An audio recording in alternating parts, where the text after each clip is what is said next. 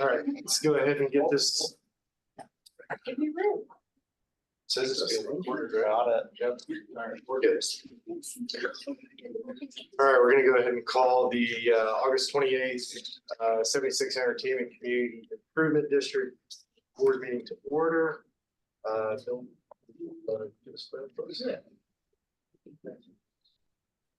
Oh, Heavenly Father, we are thankful that we can gather together today.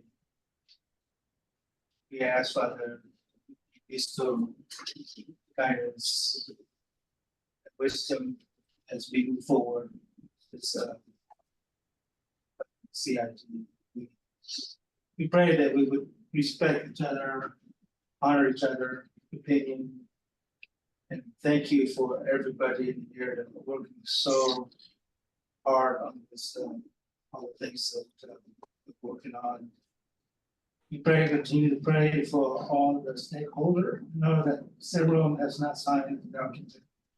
We ask, Father, for your just help us to continue to make that happen.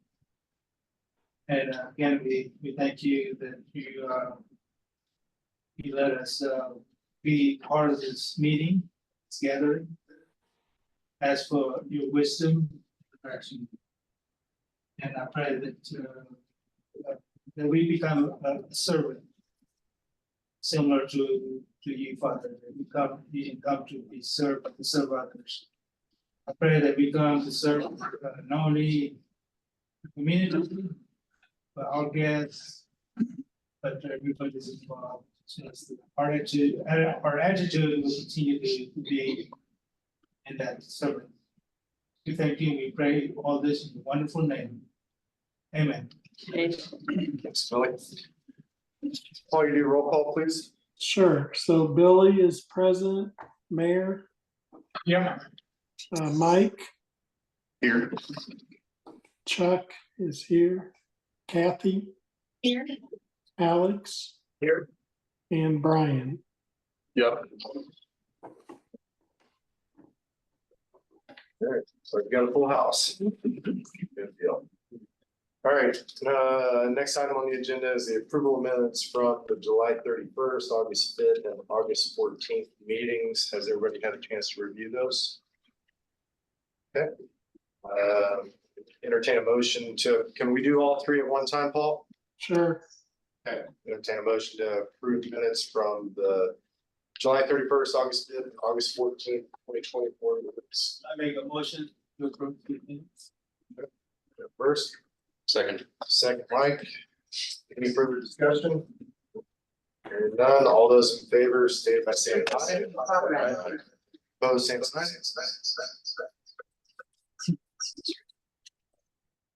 Okay. That has approved. Number 3, resolution approving an underwriter engagement letter agreement with Robert W. Baird and Company. I'll let Todd hand it over. Quick introduction. We do have Landon on here from Baird. He originally asked if I wanted him to come down here. I both say the strip, but I didn't see the point. So we've got Todd and Landon both on here. So Todd, I'll take it from there. Yeah, thank you, Chuck. Good afternoon, all. Good to see everyone.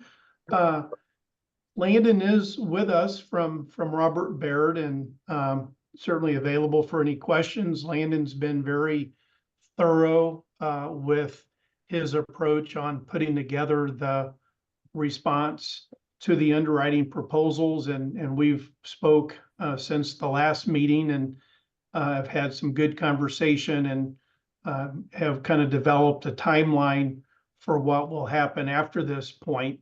So we'll certainly share that with you as time goes forward. But Landon, I'll maybe just let you introduce yourself real briefly and maybe give a 1 or 2 minute overview of you and the firm.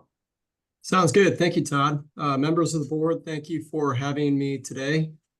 For reference of Baird and then myself, Landon Boehm. Baird's been around for over 100 years, specializing in securities underwriting. We do have a side of our shop that does household wealth management as well. And then specific to public finance, we've maintained a forte in municipal underwritings, including special district finance, which is how we classify the CID's undertaking here. The way that we approach and the way that I've set my team up to handle transactions is really a client-based approach.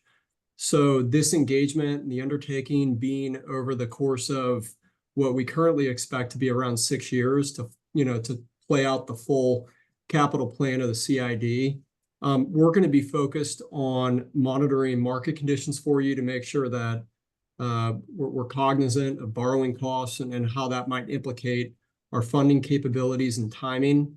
But we're also going to pay attention to any change in needs that the CID has, as well as your objectives and how those might implicate the long-range plan that we've worked with Todd on so far and that we're going to develop a presentation to the board at, I think it's next meeting or two, and give you guys advice on how any changes in your objectives can be borne out in what we undertake. And my objection is also always to make sure that you've got options at hand to choose from. So with that, I can answer any questions on our practice. Our role at the end of the day is to underwrite the securities. So I'm, although not personally going to be writing a check, we will be responsible for a very large wire at the end of the day. And prior to that, establishing a fair market price for the underwriting. So with that, I can take any questions. Okay. Does anybody have any questions for Landon?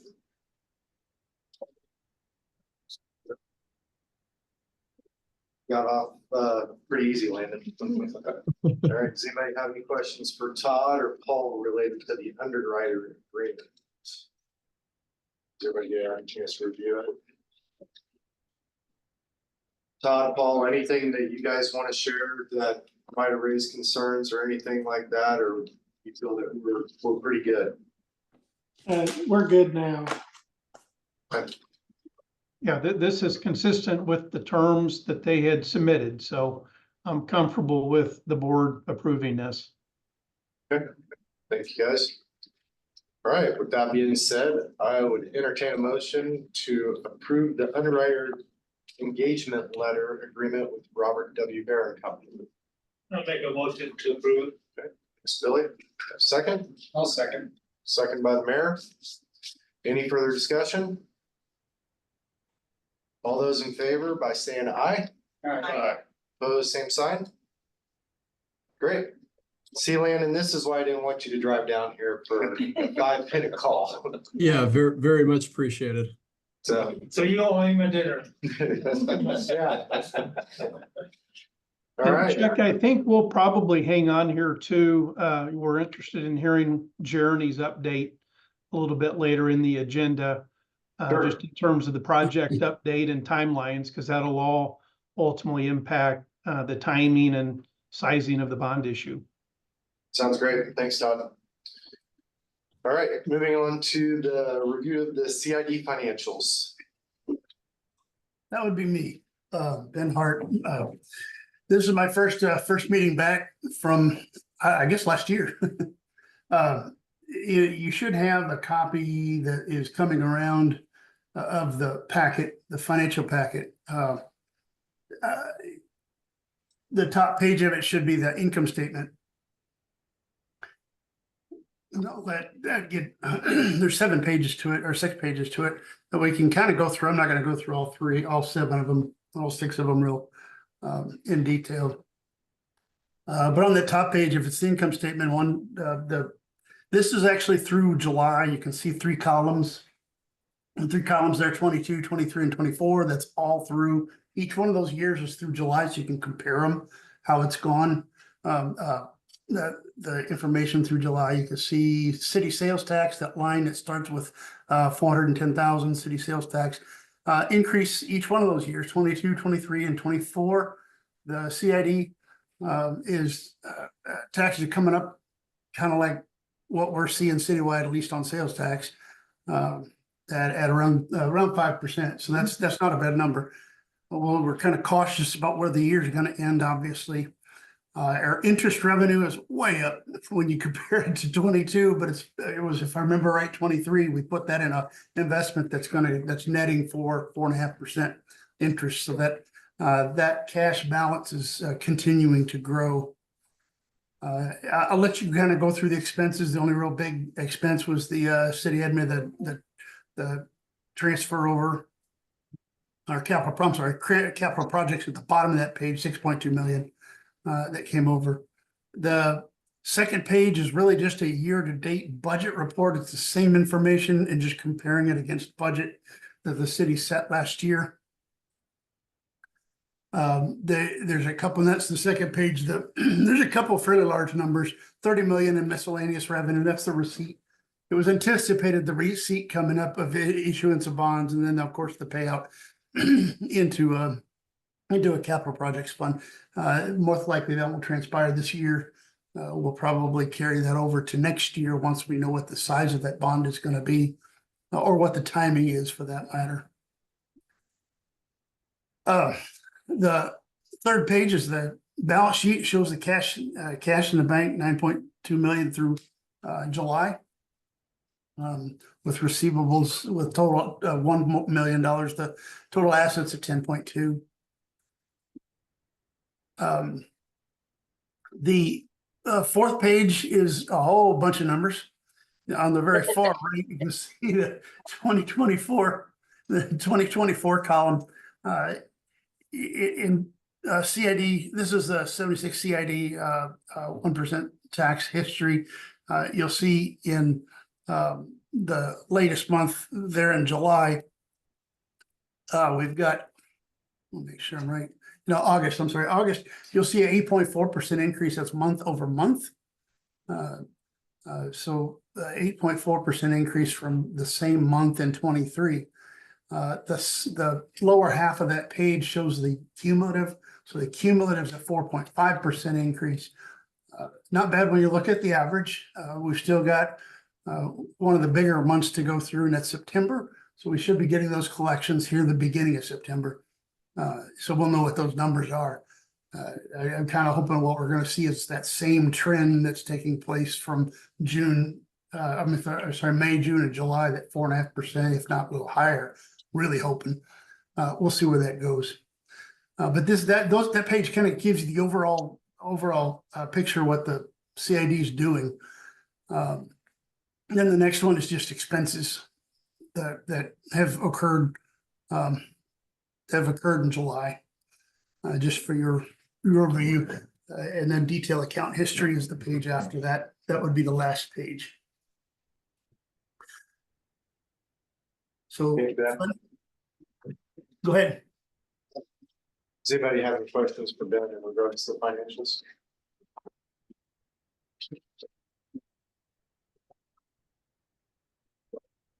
You know, the money that we get to the state, there's a $6 million number. How do they show it's at the end of the report? When we get in, and how does that work? How does that be disputed with the state? It's with the state, I mean, the one that the 6 million, yeah. it's been transferred into our budget account for, I believe it's been put in the account for the, the police station. That's right. No, the one that is From the 76. MoDOT will take it over and then they will pay it out as we go. Yeah, so that's one I was talking about.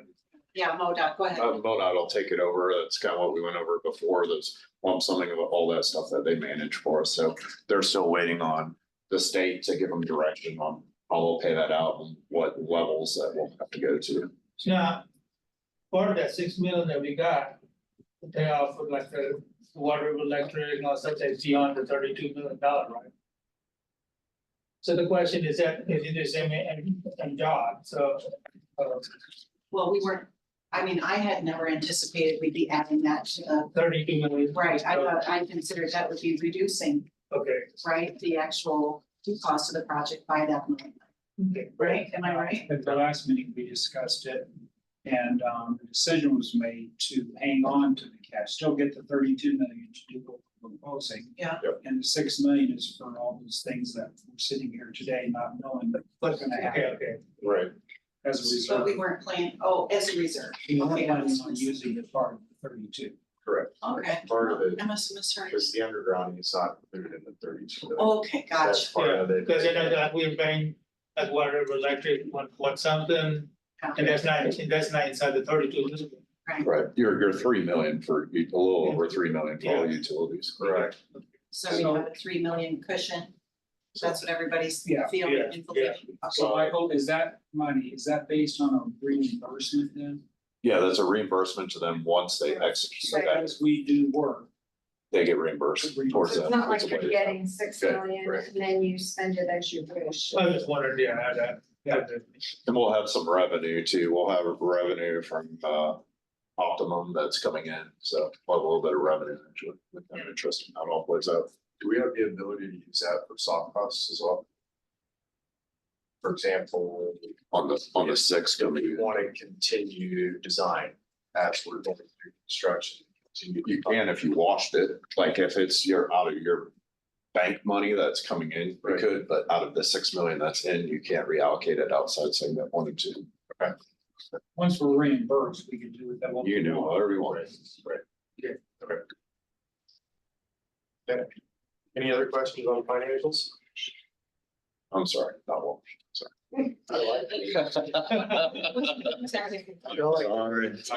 I know better. It's worded. This we don't like, we don't say wash, we don't say free trade.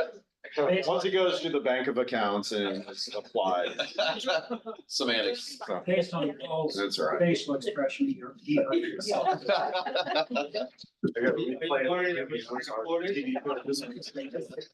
don't like to say those words.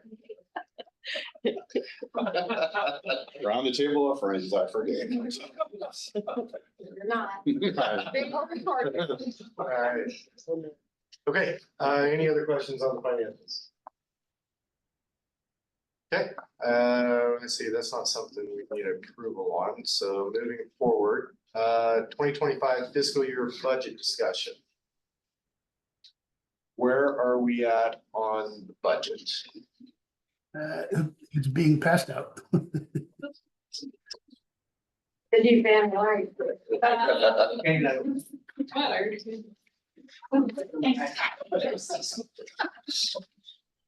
Sassy little Vanna. let me tell you. I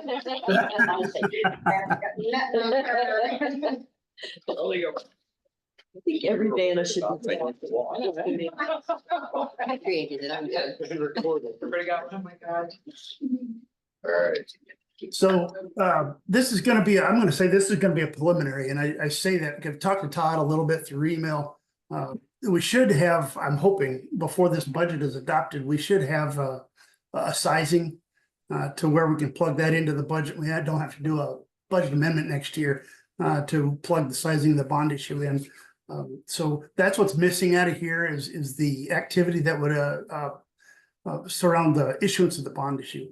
The city sales tax is this is pulled right out of the system right now at a department level, so it's not final. The city sales tax is 5.3 million. What that'll end up being, I think, is 5.5. We'll just mirror what we had in 24's budget. That'll be similar to what we're doing with the city as a whole, is really flat sales tax. Kind of hoping it's higher than that, but we'll see what next year holds. The rest of the numbers are really estimation based on what's going on this year, year to date. That year to date numbers again through July. So that can kind of compare to what has been in the past. The budget, you already pushed up against the budget on the income. So for 2024, we would expect that to be obviously higher. It's going to be closer to what 2023 is in the very first column. The very last column is the budget itself. On the expense side, we just carried a lot of that over and then got a little bit of input from Public Works on where we think we're going to be or what we think we're going to need within the 76 fund. This is only the 76 fund itself. The fund number, it's 976. It used to be 175. With the new finance system, things got changed a little bit, but the numbers are all still there. 3/4 of the page down, you'll see a number on that final column of 625,000. That is right now, it's just a best guess is what the debt service might be that year. Again, that's gonna depend on Todd. Todd and Baird on what that final is gonna look like.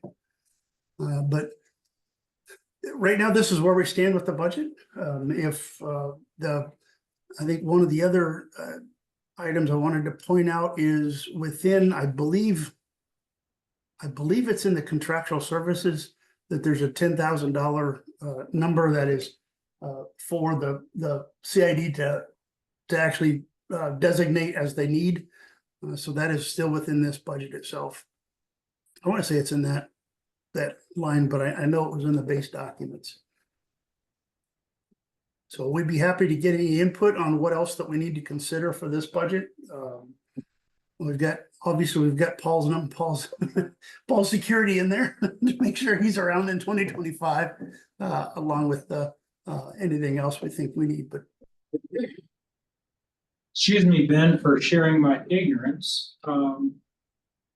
So when we read this, the numbers that reflect negative are positive, and the positive numbers are negative. Which is bananas. And Yeah, we're it's more looking to change important. that in our new system, so this is like the first set of reports we're generating out of our new enterprise system. And so when I looked at this, I had it like a mini heart attack for just a moment, so I wanna share the pain with you all, but we're working on adjusting that. So yeah, in parentheses means surplus. Thank you, That's Larry. right. And the only thing I wanna apologize, there's a couple of typos in here that jump off the page too, so we'll fix those too. Tonight with Charlie Stanton winning the game in literally the last second. Chambers. We're playing a baseball game? Always, no, I'm kidding. So sorry. Okay. We should go next door.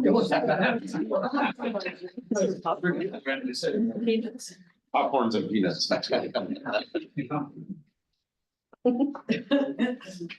So.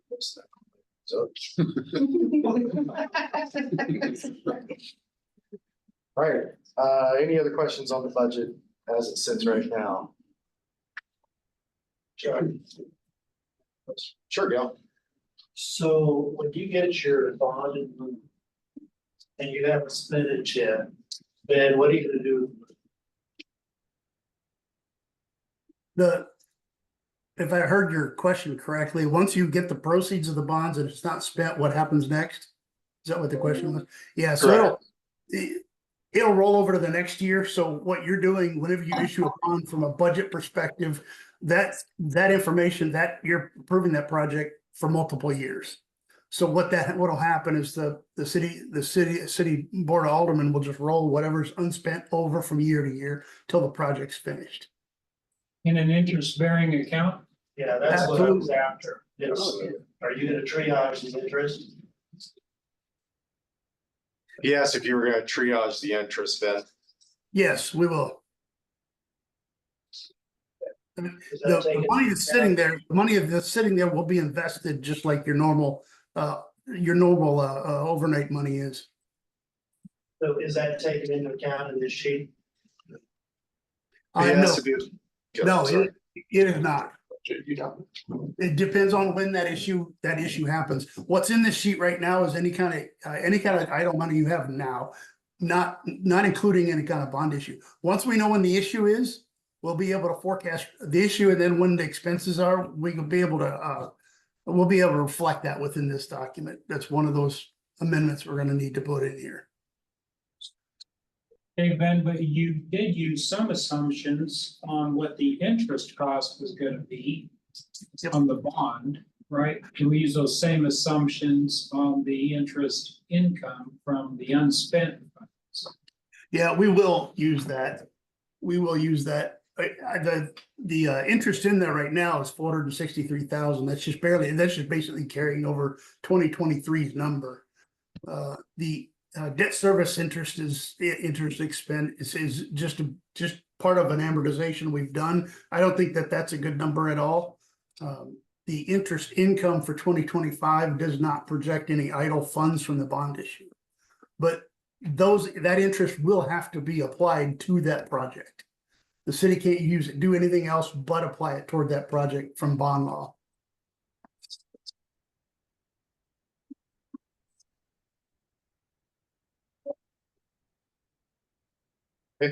Any other questions? Okay, moving on. Approval of above ground items related to concept layer 2, essential improvements and gateways icons on program layer 3, guardrails, barrier screens, sliding port and walls, sculpture locations. Jared, you get the take control. Awesome. Uh-oh. Not like that though. Let's try some. Thank you. Oh. There we go.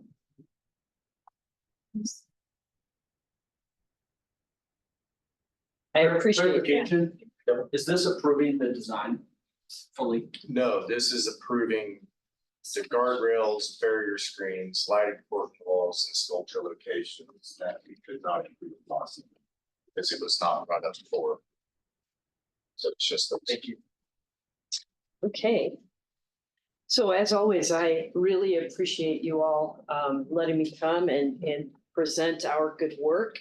It's been a pleasure to work on the project, and as we have incrementally moved through with all of the design decisions and such, I thought it might be a good idea for us to quickly go back to the beginning and just talk about how we are getting where we are today and asking for this approval.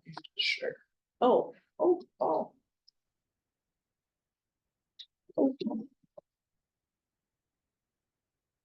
Oh, I have to actually pick it, that's what you're saying. Thank you. Here we go. Thank you. That guy, there we go, so hopefully, so when we began our project, we had a 2-day charrette, and in that 2-day charrette, we actually talked about a lot of things. The things that you see on the screen here, just a tiny bit of what we landed on, with the resounding, the resounding voice of, we do not want this to look like segment 3. And there were many things we talked about. These are actual pictures from the charrette. These were the result bits from the charrette, and I sort of summarized those on that first slide, but just so that you can see, these were the things that were presented, and that we got input on, including items like, do we stay within the right of way that we have, or do we try to work with property owners and go outside that right of way when we can? On January 11th, we did a 1-day charrette, the schematic design. And on that schematic design, we looked at some things, the results that you see on the screen here. We looked at things like gateways. We talked about the theme. We talked about lighting. We talked about that public-private partnership again, including trees and landscape and how to make things soft. We broke the corridor into 4 areas that we focused on, where we could try to find places for specific activities and special places. I'm just going to move through these kind of rapidly because I don't want to take a whole lot of time, but these are those 4 areas and specifically the results from the schematic charrette. Again, this was at a schematic level, conceptual level, trying to really understand on what the opportunities were. On January 27th, we had a concept review with the Branson advisors. You may recall that the Branson advisors are folks that this board looked to give specific input on the design and the concept. These were the 4 themes that were presented, and a vote was taken, and this was the result of that vote. There were 23 responses, and whimsical wonder it was.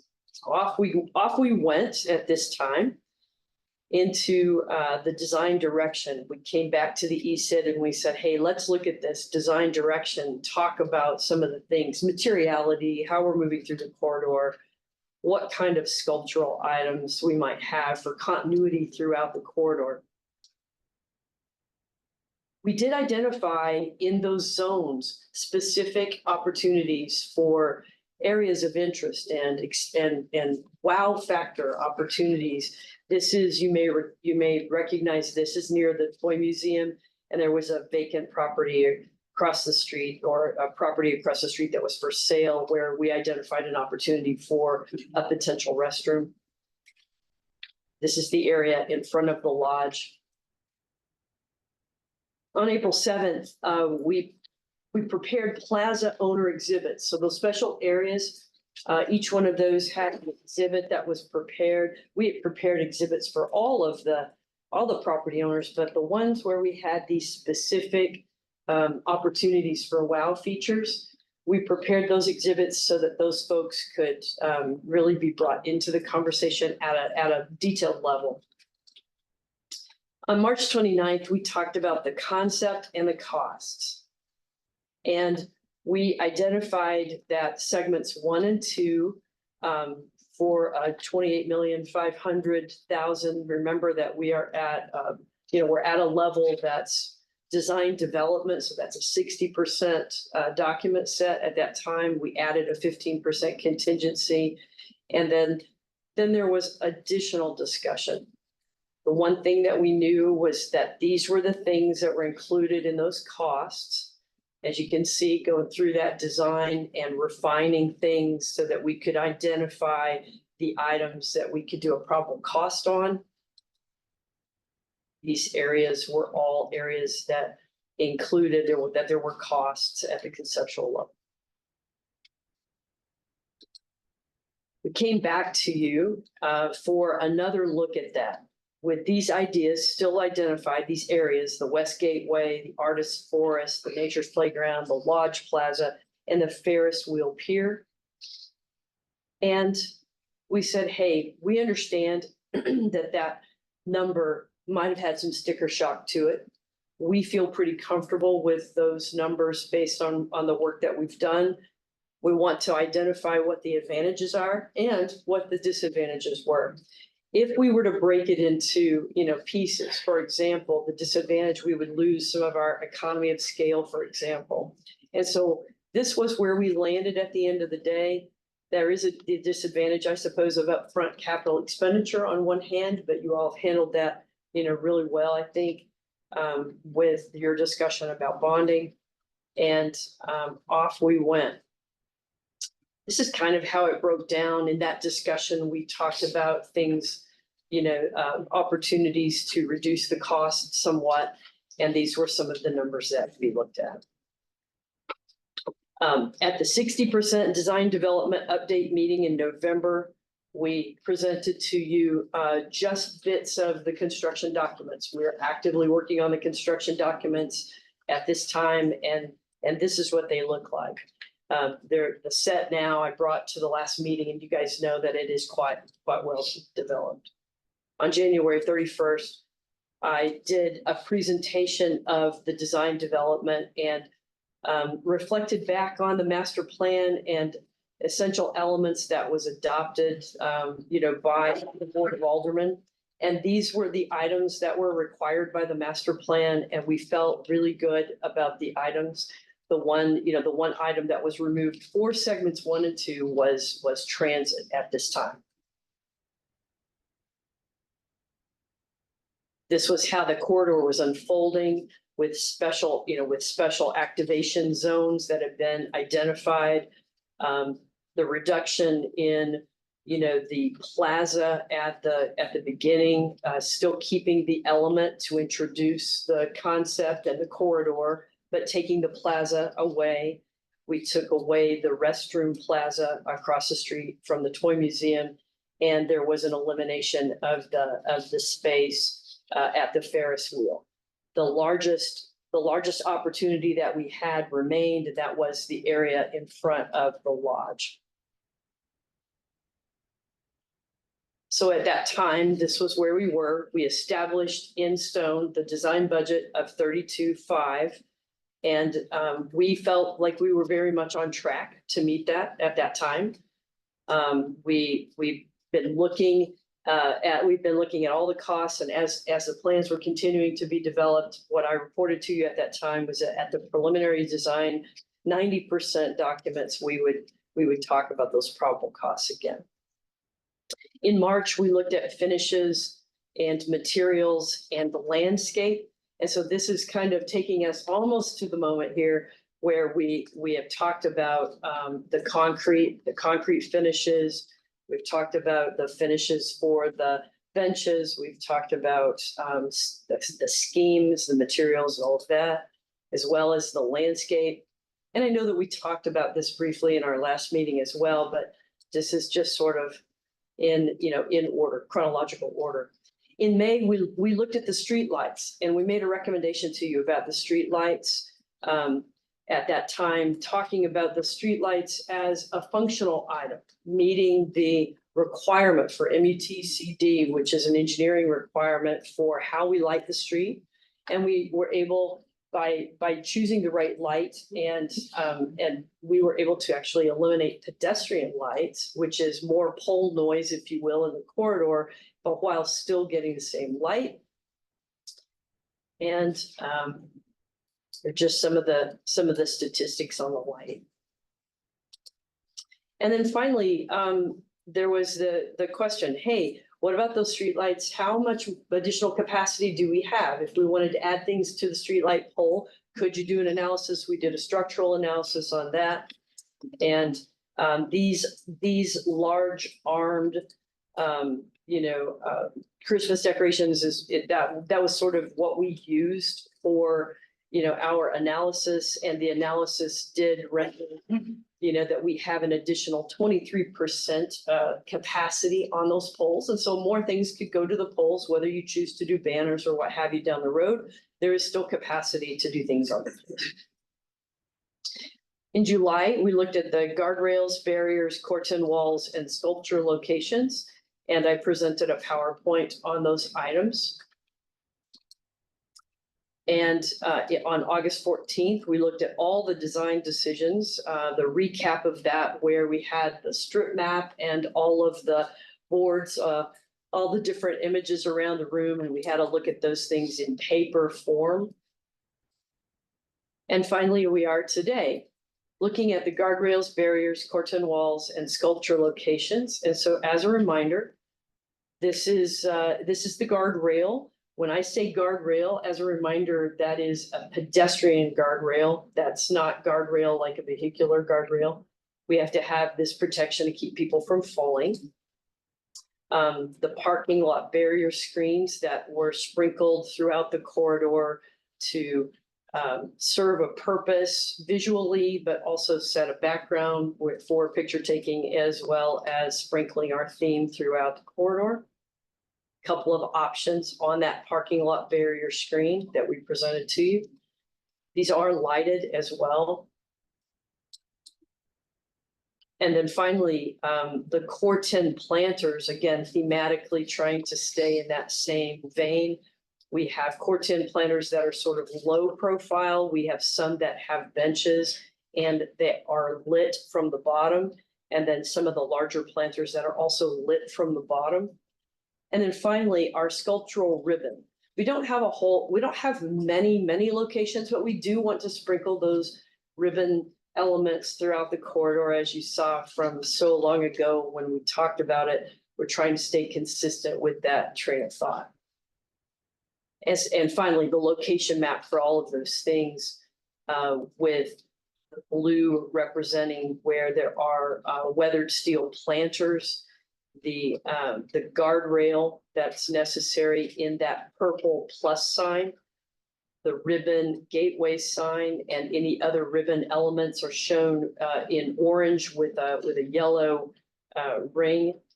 And then we do have some barrier screens, and those are shown with the red asterisk.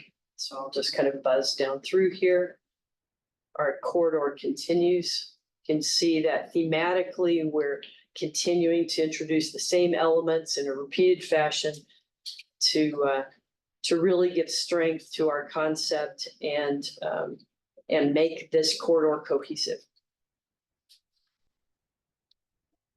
All right, and we go back one if you like. I can, if you want, maybe talk about, or I can entertain any questions that you have about the barrier screen and the guardrail and so forth, or the locations of those things. And then before I complete, I would like to put that schedule back up on the screen if I could. At this time, I'm recommending these items that I've presented to you. And I'm asking for your approval of those items to be included in the construction document set. Anybody have any questions for Jeremy? So on this approval process, so everything you see in the picture, are we approving everything? Not that one, the Are you talking about the sculpture? sculpture or anything? The sculptures will, in the bid form for this project, the sculptural items will have a cost. And it will be on the contractor to actually work out, you know, who they're getting. They have a cost that they can work within, and they will find a designer and your selected contractor, So- and you will work with the designer on the specifics. Maybe you can just tell us which one it is that you want us approval right now. So I think it's conceptual. It's no, well, No, I mean, because this is all conceptual and nothing is a hard line, right? like the guardrail. Is okay. the guardrail, are we approving? Okay, so let's back up. All of these items have been selected and are indicated currently in our construction documents. It's understood, but for example, the guardrail, Yes, we don't have to go with the bubbles. We could go with a different option.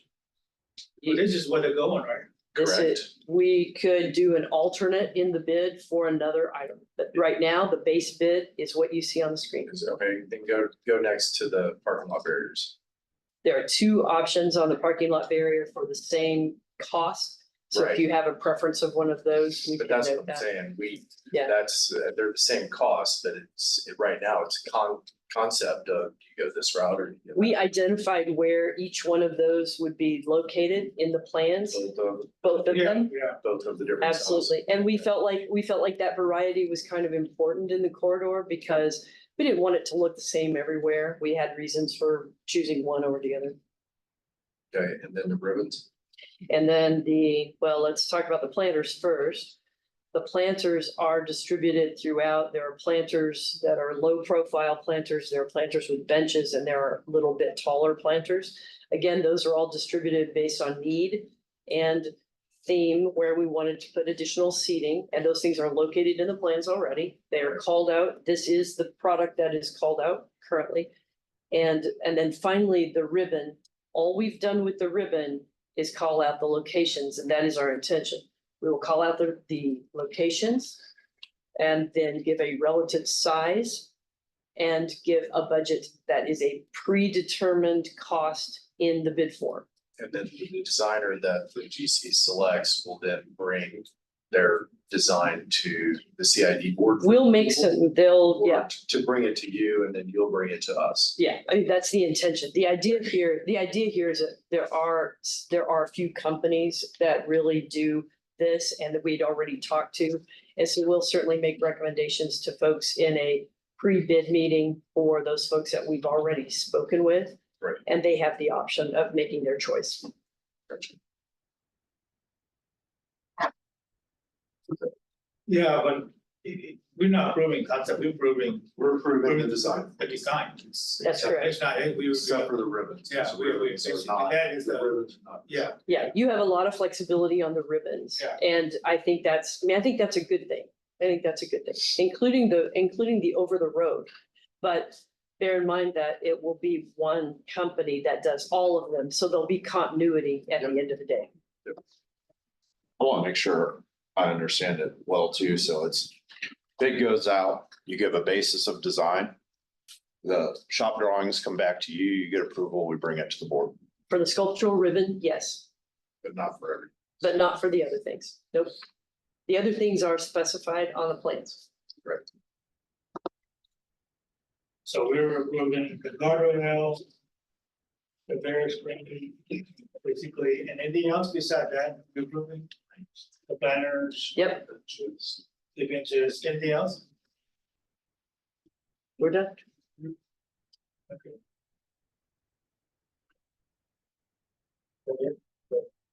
Just letting you know, even the guardrail, there's only two places to have it, guardrail, that's it there. The other one doesn't have it, so just, you know. It's the only place that had guardrail. Right, Correct, Yeah, there's only two places that have one. Right. correct. right. Guardrails I mean, it's required for. fall Oh, the protection. safety, yeah, Yeah. it's. But we wanted to make it, thematically, we wanted the guardrail to fit in with everything else because we had an opportunity to make it nice. And, you know, it's good and it fits in our budget, so. All right, question. Any other board members have any questions regarding these items? Right, I'd entertain a motion to approve. See, we got guardrails, parking lot barriers, planters, and the concept for the bridge. Because we don't have the final plan. And the locations. And the locations. Thank you.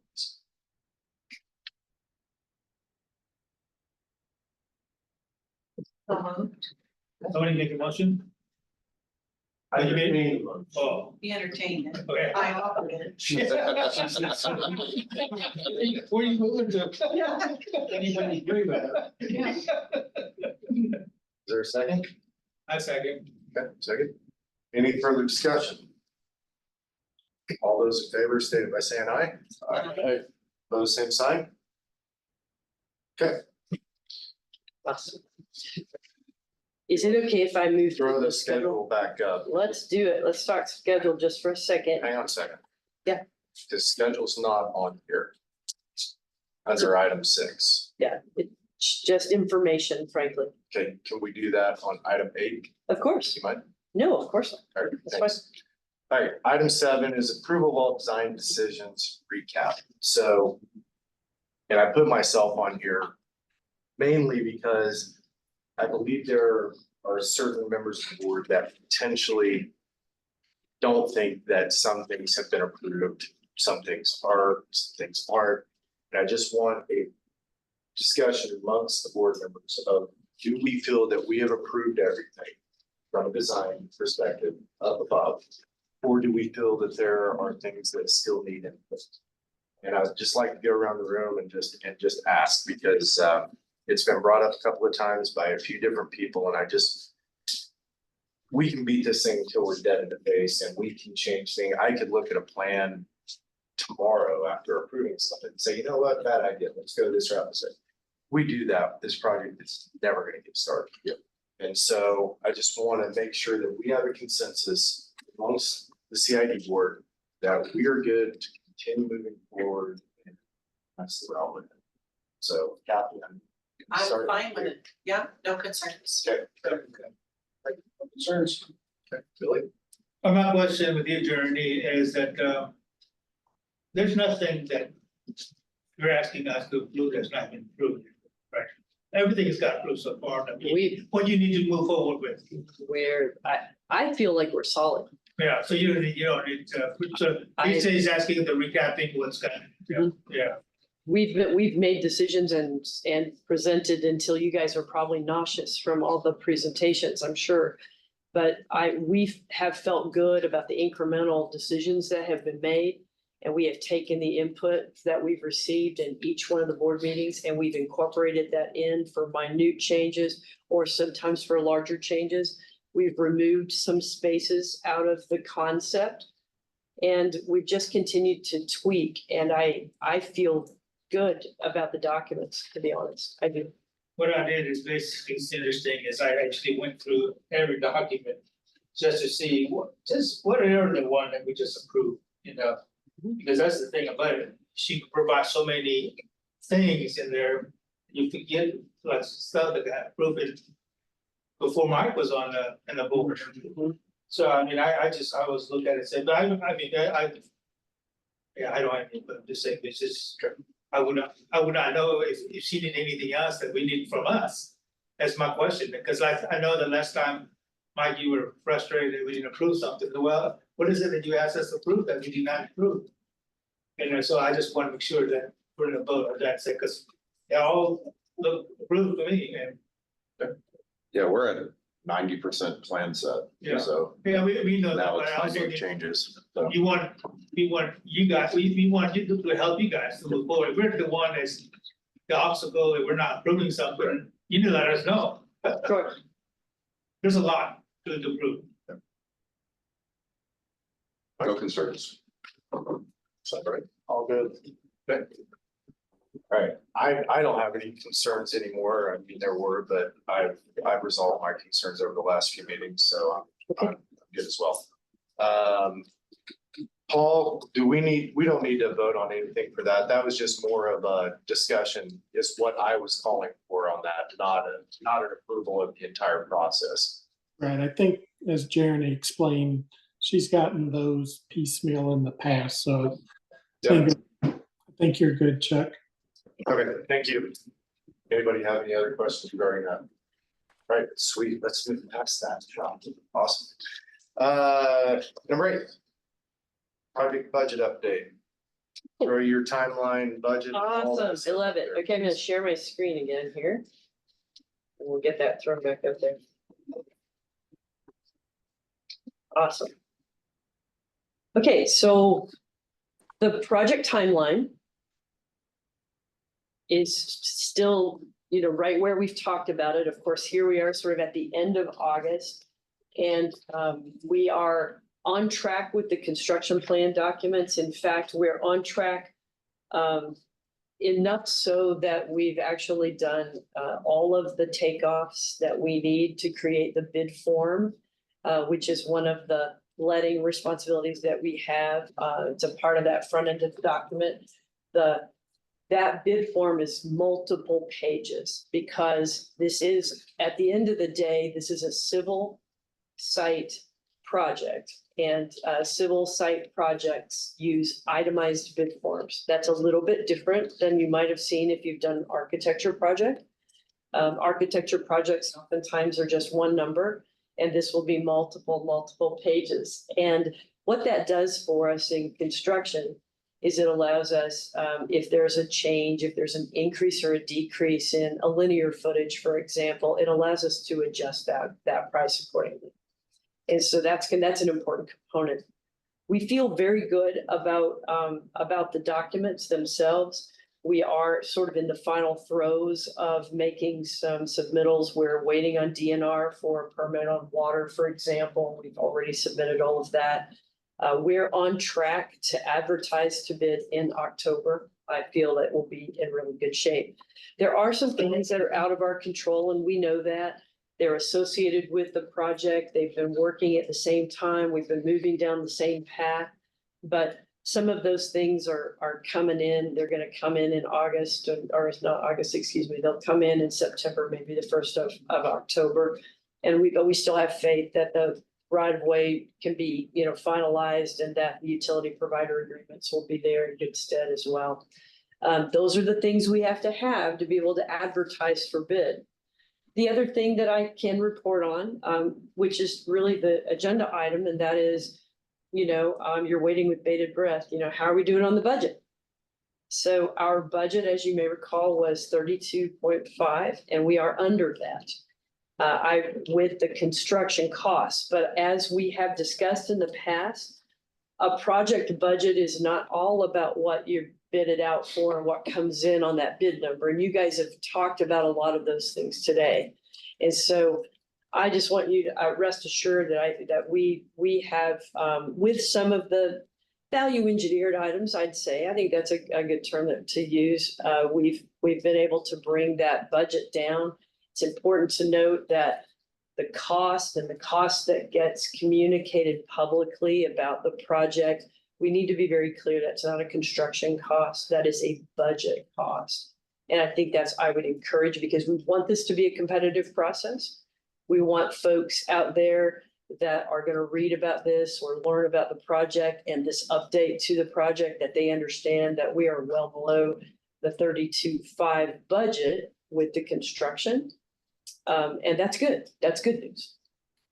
That is good news. So we do feel good about that. We're on track, and you all are on track with the discussions that I've heard today. You're in good stead.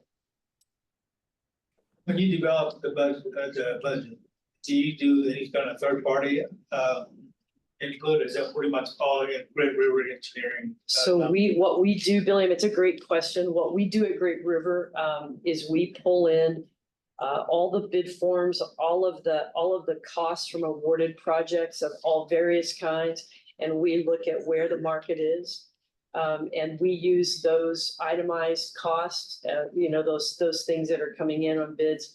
I can't guarantee what your bid is gonna be. At the end of the day, the bids are gonna be open, and that's what the cost is gonna be.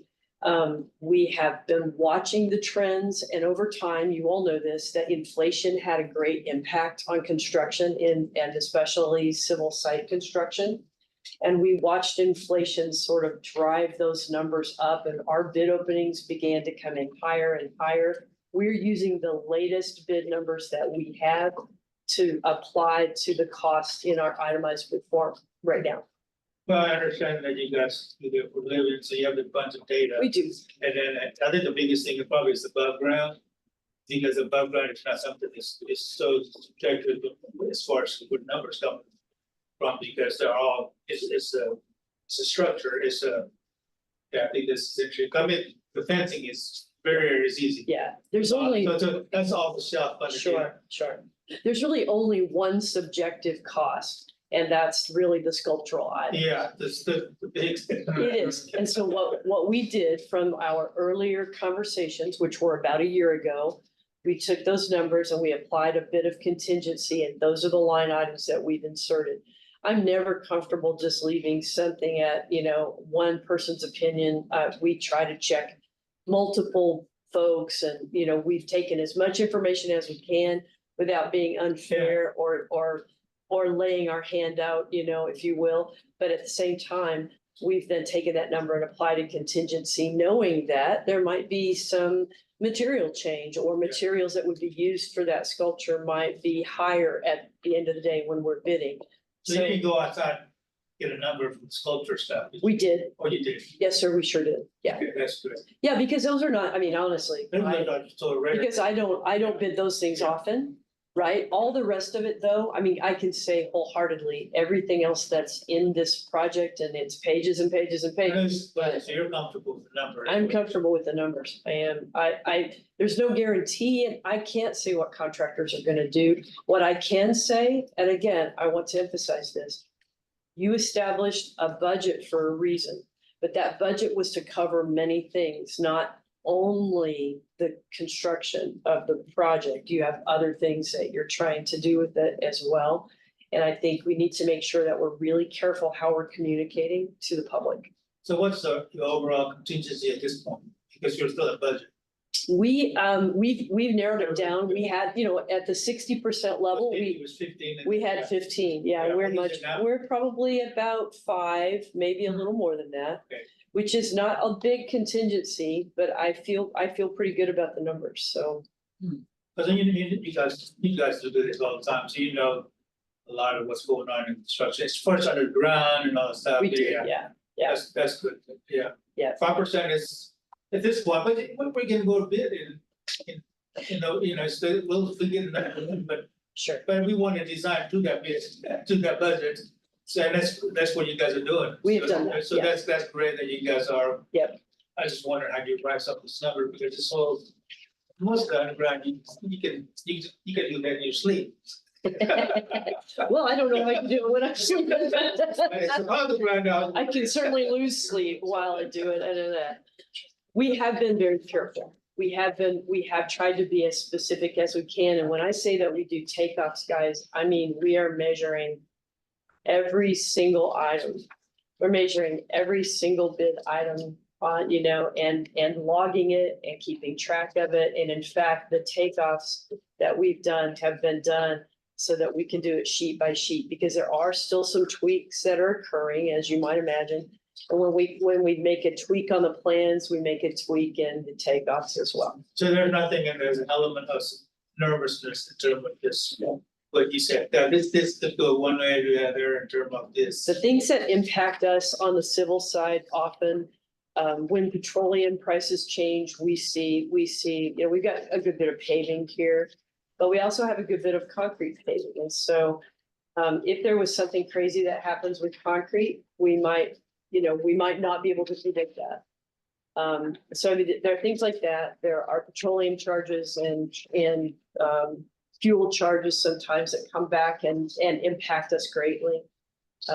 There's a lot of infrastructure. There's a lot of infrastructure. When I say that, it's the stuff you mentioned. It's the stuff. You know, like lead time or this kinds of costs. The lead time have gotten significantly better over the course of the year. So we're not seeing the same extended lead times, and we've had many conversations with the utility companies, and they're saying the same thing. And Kathy, I know I'm not on the board. Can I ask a question? Just for some clarification. So we've had a lot of discussions with the utility companies and those kind of things. So the cost, the 32.5, are those utility so those agreements that we have with them, are those costs included in that? In the 32.5, they are. Okay. They are. Yes. The thing that was not included in the 32.5 on the utility side was the cost for engineering. There are engineering costs, and we didn't know that. And so we had no way of incorporating those costs in. And so those costs were not incorporated into what we originally gave you that got us to the 32.5. But I believe that we are still very safe with the number that we have, and 32.5 is still safe. Okay, I just wanted to clarify that because there was confusion earlier. Yeah, I know, I know, yeah. Now I'm confused again. Yeah.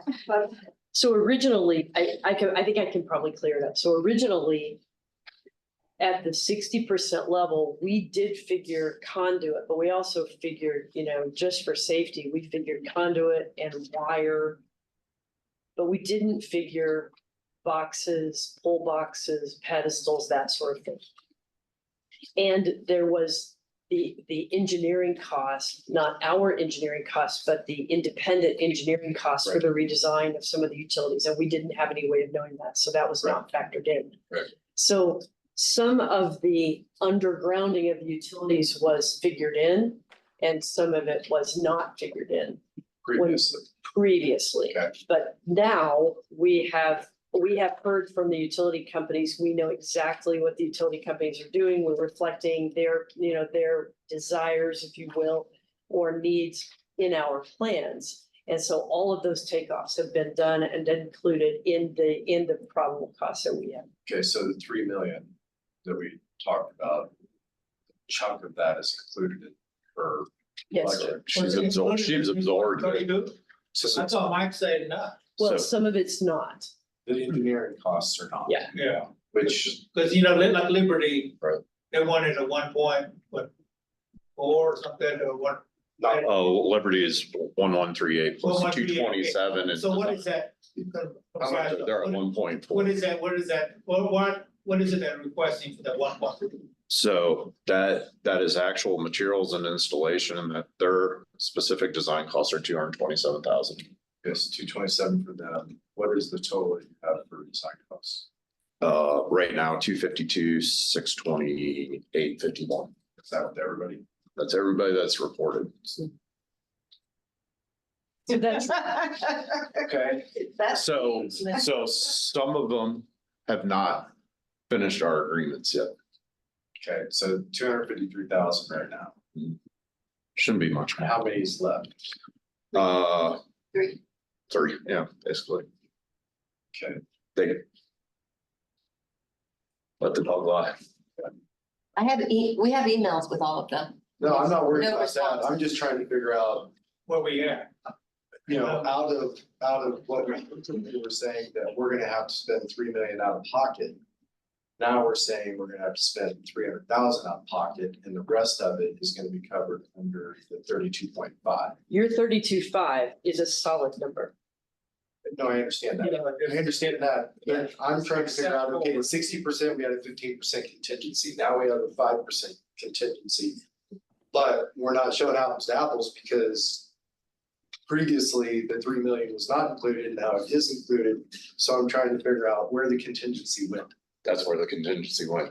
Well, They showed their hand. that's something that would have been great to know a while ago, because Well, I was very confused. I understand So- that. We have 90% plans now, so Understood. we can do a much more detailed look, you know, at the number. I So knew, Jeremy, yes, what does 32.5 cover?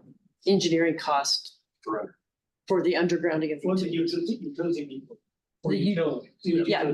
Yeah, the independent utility companies' engineering costs, Just their engineering costs. and the Didn't spend that three. pedestals and the No, quasi. So out of that 6.2 that we're getting from the state, Yeah. 3 million is now back in our. That's right. Yeah. Correct. Yeah. That's. Until the next meeting. But that's what I'm trying to, So that's very complicated. Yeah, it is, yeah. it's great, it's just it's hard to make decisions about many things. I think it's interesting, is typically, I know we're on the board as CIT, but when I work with a client, it's owned by the client. So we need to know if if the general contractor decides to do something and say, well, I moved that there, I used to part of contingency. I need to know, what is it that he used? So what he was at 15%, now we're at 5%, but then you say, well, we ate some of this 3 million or whatever part it is, you know. I think the board needs to know, okay, yes, that's good, but we need to know, oh, that's great, and we know. That, but we want the control to say, okay, I agree with that, that should be there. But at least I know that it's aware that it's being spent there because, you know, because if the owner say, because like one project I'm going right now is just, the architect made a lot of mistake that's cost them thousands of dollars. They say, well, that's why we have contingency. No, we're not covering your mistake. No. Right. You know, we're not using that money for to cover your, you know, so I think those were kind of stuff, it'd be good sometime. How we got down to some of the lower contingencies, just make sure that we're aware that Sure. you're not moving money without us knowing, oh, they got moved. Like this thing here is a good example.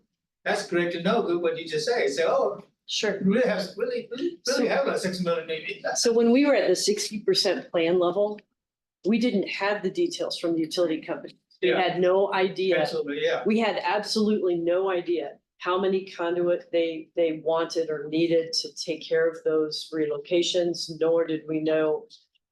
You know, really, I mean, there were a lot of decisions that got made between 60 and 90% plan documents. That's when you get, that's really the nitty gritty. So we're coming down, the reason you start with a 15% contingency is because as you get more specific, you have a better number. Well, let me ask you guys, once we get a bid number, okay, Yes, would there be a contingency exists on that? Because you already got a bid, we know No, how the- much we're gonna spend. the Do we contingency, carry any kind of contingency, any kind of surprise, any kind of this? Yeah, it's so what she's trying to say is it's the total project cost, Yeah, right now. right? Your bid could come in at 22 million, It's the same but you as still the have bid. 3 million here Yeah, plus no, the no. contingency to carry. Yeah, like I The said, total project. say we do bid it out, everything, and it comes back, say, at 27 million or 30 million or whatever. Mhm. Well, there's a $2.5 million there, is that a contingency? Well, you still have the 3 million that's sitting there in that Yes, total amount. yeah, but my question is, at a point in November when we get a number. Mhm. We have these selected contractor, they say, this guy's gonna do it with this much money. right, As an owner, as a CID board, would there be any kind of contingency if the mayor say, I'd like to put a ribbon in there? You know, oh, gosh, you know, I saw it and something's missing in here. And he may say, come back to us, and we don't have any money because we don't have no contingency. so the financials that you all went over earlier, based on everything that I heard, And based on what I know about the probable cost Yeah. and the bid form information, you have a relatively large contingency in your budget. Yeah, okay. So this, You have a relatively large contingency So it's in not your really- budget between what I am going to say is where the bids are going come in for the project and what you have available. So if the mayor says, I want to put, he's lying. absolutely, I want to do zip lines down 76 for the entire way. Make another. I know. You have a contingency that to do that, We're not understanding where you're but coming. it's a budget Yeah, yeah, number. It's a budget yeah. number. We still in budget because we don't know the bid number. And that's why, I mean, if there are any contractors listening to the recording of this meeting, I want it to be made very clear that your budget number is not the construction number.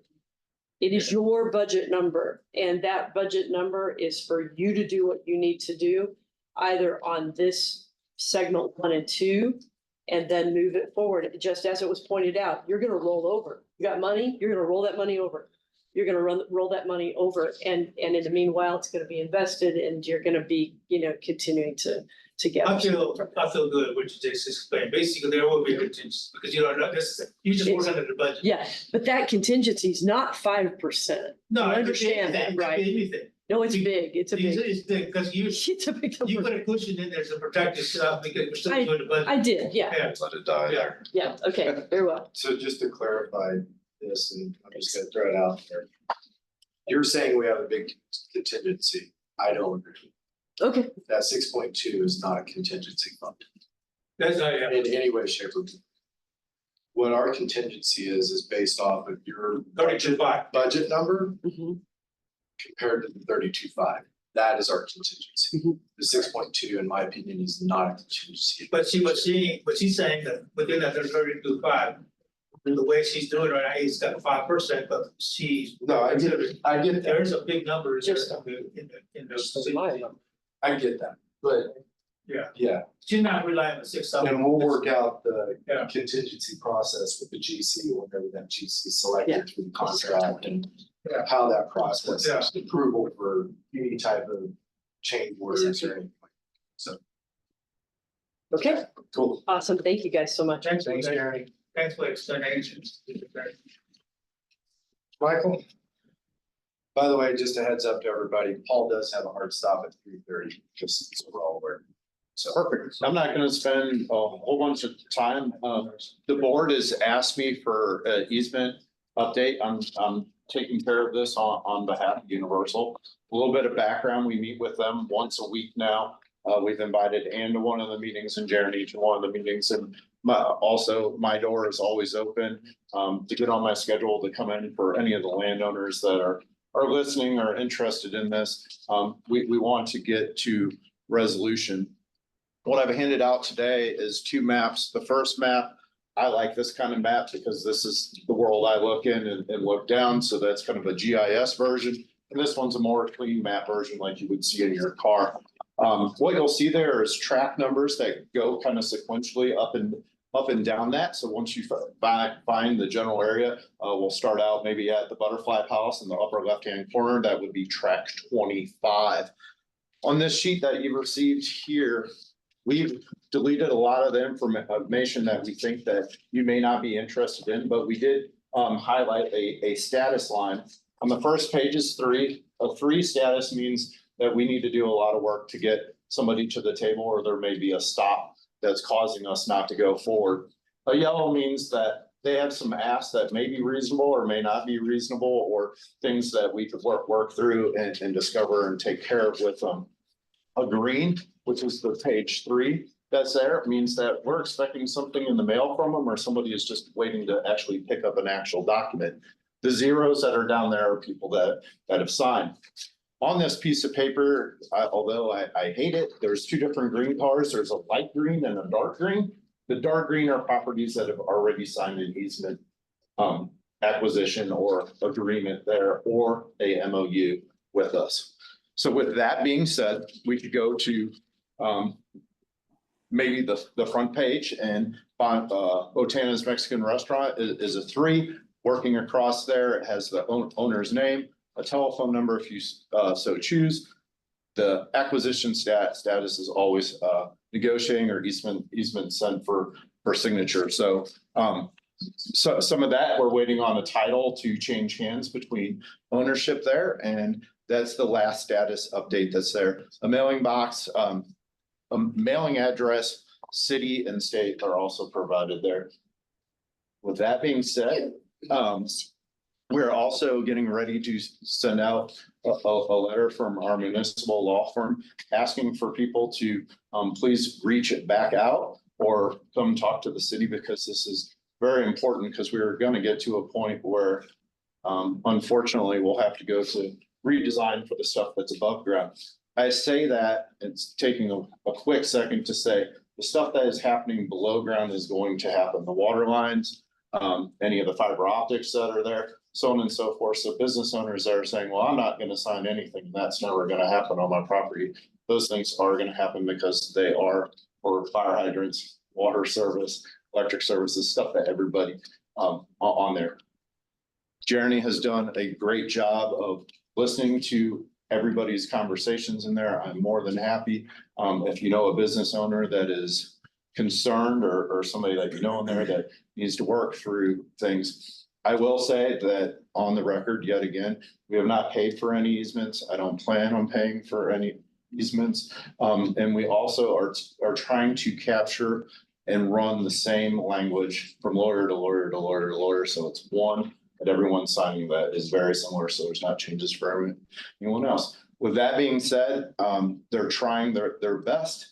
And we would love public support. And if there's somebody out there that hasn't had the opportunity to come in and sit down with us, please, there are a couple property owners that control over 10 properties, and we'd love to speak with them too.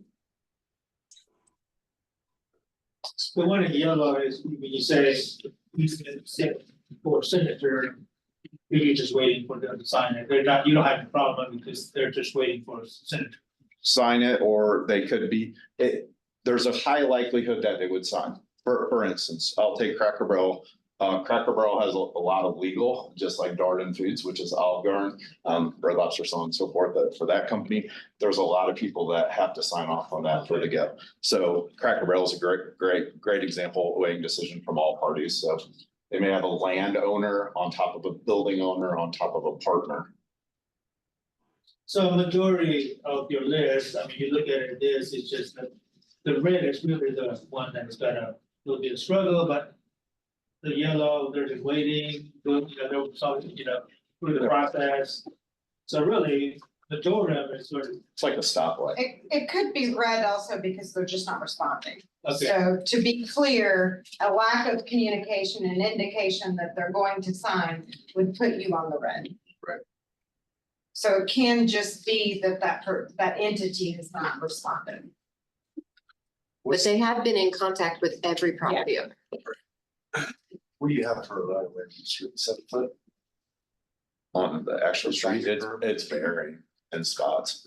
So it depends on each location, and they've all gotten that. So some things are more, like for instance, a fire hydrant might be a bump out. A lot of people were concerned, why did you go a straight line and then bumped out? Because we got to grab a fire line that actually serves the businesses that are there. Yeah. So each one varies. They do. What we attempted to do was, minimize the square feet. I mean, Let me ask a question again. What's your current right of way? Not based on what the plan is. It varies. It varies from 60 to 90 feet. If you remember, it goes in and out like that. Yeah. And so each one's different in which, As 76 sits right now, not as what the plan shows. varies. It varies from 60 to 90 feet, Okay. right of way. Varies. From center line. We really did try to stay in where we are. And again, that's important to acknowledge too, that our easement acquisition people are very versed in what each person's document is. So what if it's a temporary construction easement or a permanent easement? I also want to say that when we did create the easement, just like you're asking, is like, well, what is it? Well, it varied a lot. And so Jeremy's group did a great job of what the city asked for. let's just straighten it up so it's a more general, correct answer. And so, for instance, somebody may say, well, you have an easement in the center of my parking lot. Well, that's not necessarily, we're gonna do anything, but we still want to be able to service the item from the backside.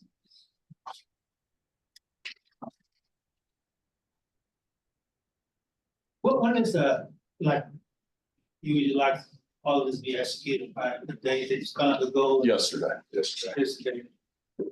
I just want to hear is that close properties that landowner attorneys prepared. He had not to execute the easement. So basically you just move forward without getting the easement, you just doing the minimum, whatever. So it will be bare minimum and take it all out. I'm sorry, It'll be bare minimum, curb, and then what was the last? brush sidewalk. I mean, that's a reality. Yeah. Why would it be brush sidewalk? We can't do anything else. May not even have the room. We may only have room for 3-foot sidewalk instead of a 6 or an 8. So if that's the case, why would we continue with the stamp sidewalk instead of brush sidewalk? Our base, I mean, our base right. bid is, You're only hurting us. You're not Right. hurting them by doing Yeah. a brush Right. sidewalk. yeah, Sure. I mean, I understand. I'll do. I 3 understand foot, not right. prettying it up, and Right. whatever you're Yeah. saying, but I mean. Mike- Okay. Michael, can I just add Yep. one thing? So the utility corridor is a really big deal. And the unfortunate thing about the utility corridor is that as much as we tried to stay right of way in those areas where the right of way is very restricted, sometimes the utility corridor is just over that right of way line a bit, in which case we need a bit. And we need a temporary construction easement so that we can get that constructed. But the city needs some space to be able to maintain the utility corridor. And in those cases, we often don't have, we may have had some things on top that enhanced because we could. But in these cases where folks are, not amenable to the project, that pulling it back, we can't pull the utility corridor back any further, or we go under the pavement, or it just becomes a negative situation, so.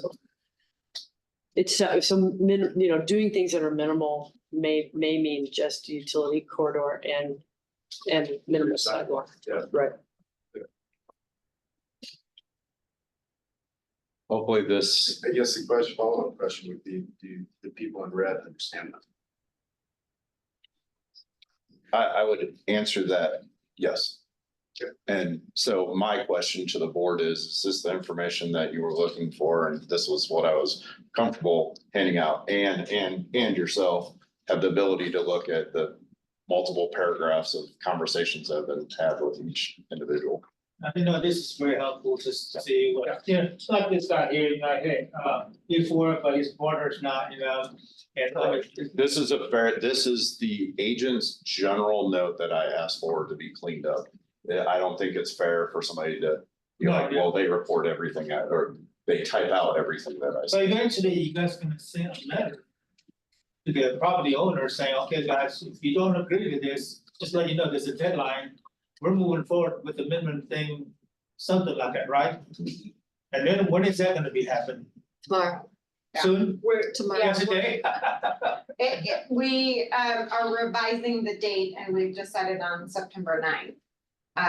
So there's a letter that's something they're not going out saying, okay, guys. No, that's the date that the letter will say. The letter will go Okay. out today or tomorrow, depending on how soon Cheryl can change that date. You're given the deadline. Yes, we don't hear from you by September 9th, the plans must be revised, you will go to minimum and it's done. That's good. So, and it's not, I call and go, hey, I'll talk to my attorney, we've gotta get these easements signed because there's a tipping point where if you wait too long, it totally kills your bid.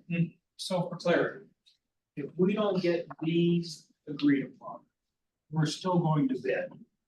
No, we need to go to redesign. If it stays the way it is today, yeah, look at the map.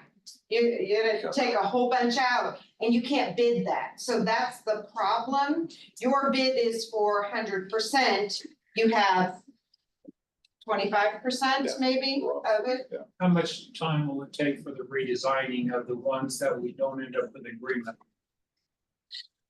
Gosh, Mayor, I would like to be able to answer that intelligently, and I'm afraid It's gonna depend on which property. it really does, and it depends on the complexity of what's there. Yeah. But what I need to be clear about is that the construction document set, we are at 200+ sheets in this construction document set. Those sheet series vary from being water sheet series to utility sheet series to road to sidewalk, landscaping, irrigation. I mean, it's a lot of information. Yeah. And if there's one change on a property, And in fact, it is reflective through all of the sheet series. I retract my question. Oh, so sorry. I think I know it's you important told to me. say too that they've been knocking on doors since March. Yeah, There should not be, other than if somebody is in jail. If they're in jail, they're easy to find. That's what I like about it. No reason that they don't have. We've gone item by. and Okay. they're- So what are we missing, Michael? That there's this many in the red. What are we missing? Maybe it's just a disconnect in the communications. And I'm not trying to cast aspersions on the work that's been done, but I'm wondering if it's helpful to have friendly peer pressure or peer communication. That's what we're looking for your help Okay. today to do. Right. And why, as board had directed, asked for this. And is there a way that we can also do some sort of like a postcard kind of thing or some other? They've all touch point? received like personalized mail and they'll receive another one from here based on these addresses. And they're basically trying, like, I'll give you a hint, so. He talks to Ann and asked me to talk to Tom back, because I know Tom really well. Actually, when she was talking with her, I was on with him. And, but we were trying to figure out how to soften the blow, so we are trying to do some stuff in there that, so. You may know somebody real close and you do some So stuff. I guess my question is there an action plan, a spreadsheet of, hey, I know these people, I'll take this group. I know these people, and you know these guys, you take those guys. Is there like a detailed, and do you know? No, that hasn't been developed, to my knowledge. Maybe that would be helpful. It would be, but if you look at the list, it's at that one page here, you can always tell you which one you can, you're connecting with. Like IHOP, okay, a pretty good example, I don't know who these guys are, but I know that they're in the big part of it, there's a big corner there. So I'm sure it's gonna take a bigger player who has connection. And you just need to tell Michael and to say, okay, cause you look at the list and you say, I'll take, I agree to help Mike and Ann to talk to Tom, okay? So that's, I think that's what you need to do, call them and let them know. But my name was already in there and they already invited me to the meeting on September the 3rd, the 10 o'clock meeting. Because Ann already took, so if you see the list in here, there's somebody you think that you can help. Just kind of get over the fence, just let Ann or Mike know.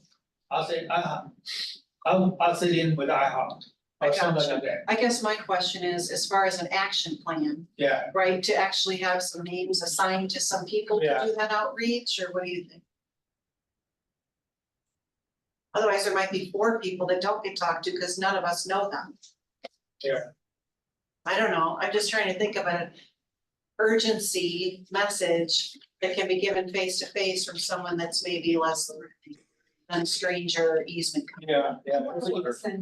So you're on the right track. Yeah. I mean, if you go back and think about what we went through to get the petition signed. So having this group who, surprise, there are a few people who don't like the city and trust the city, okay, group. And so it's no surprise that those people exist. But how we were successful is there was a board member and maybe a staff member who sat down face to face with each one of them. And in a kind way gave them the practical realities. And that's how we got past and got signatures. I think on the other side, Michael, a map of all those people who have agreed, just those people who have agreed, to sit down in front of everybody and show it, here's who's agreed. That was really helpful when we did the additional, Annexation. annexation. So I think it's fine to assign people to sit down in those meetings. You know, I'm happy to sit down with those people I know. What they hear is, if they don't participate, and we do a minimum on their property, everybody will know. They didn't participate. Peer pressure. They have to do that in a kind way. And I guess to go back to what Kathy said, I mean, ask the board or anybody's in this room. If they have anything, just put their name in there and give it to Mike or Ann, and then we'll provide that Excel sheet and say, because I know Tom Beck is in 3 of this thing, out of the 15, these 3 of them, so. And I know we have a meeting with them and we'll work with them and actually gonna talk to Mike at this meeting, talk about some stuff that we need to see and Tom talk about, so. I think I think you're right, I think we need to sign people, and that, like in the day, when nobody may not know anybody at IHOP, you know. But it would be better for someone that do know them, and you know, I know the big food guys, you know, he's hard to work with, but you know, yeah. But I like what Gail said too about the positive, like people wanna be on a winning team, they don't really, most people don't really wanna be a hanger out there from the majority. But Yeah. they like to jump on to something successful and positive. So I think that positive reinforcement is another good presentation. Yeah, I like what he said. So you see this beautiful landscape and there's this cut off. Yeah. Plain Jane, and then he went to it. Or even yard signs, I signed up for it. Yeah. Just saying, I can't go put a yard sign up, but you guys may get some money for yard signs, I signed up. But when they see the reality that they're gonna be left out, Right. and it's gonna be too late when it's beautiful. That's right. Give them A-frames And for they've got sidewalks. the famous lovely foundation, which again, really does only hurt us, so I understand what you're saying. But I don't want it to come off as rough or my door's open every day. The agent is here every week. Thursday is here. Our phones are always on and there should be nobody that said, hey, I asked for a meeting with the city and they didn't accommodate me within a few days. I think this is where if you soften, if it's like stable, like Gail, because I know Ann doesn't have that threatened kind of deal compared to the city. Right. So. No, I understand. So, like me, but I mean, with Tom, he calls me, he's the one that called me, I mean, Yeah. and said, Tom, I have a job, you know? Yeah. And so, but he reached out to me several times, and then of course, Ann was talking about, but I think it's gonna take a team effort to do it, but sometimes, because they've been working so hard to talk to these guys, you know? And after a while, they're not gonna listen to this, but maybe if there's someone in like Gail, or the mayor, or somebody that knows them, it would be really good for us to, you know, because you can bring Mike's available all the time, he can explain everything. Oh, yeah. Nothing else to do. Yeah, and it's, I mean, well, he says he's available, so 6 AM to 6 PM or 6 PM to 6 AM, I'm available anytime.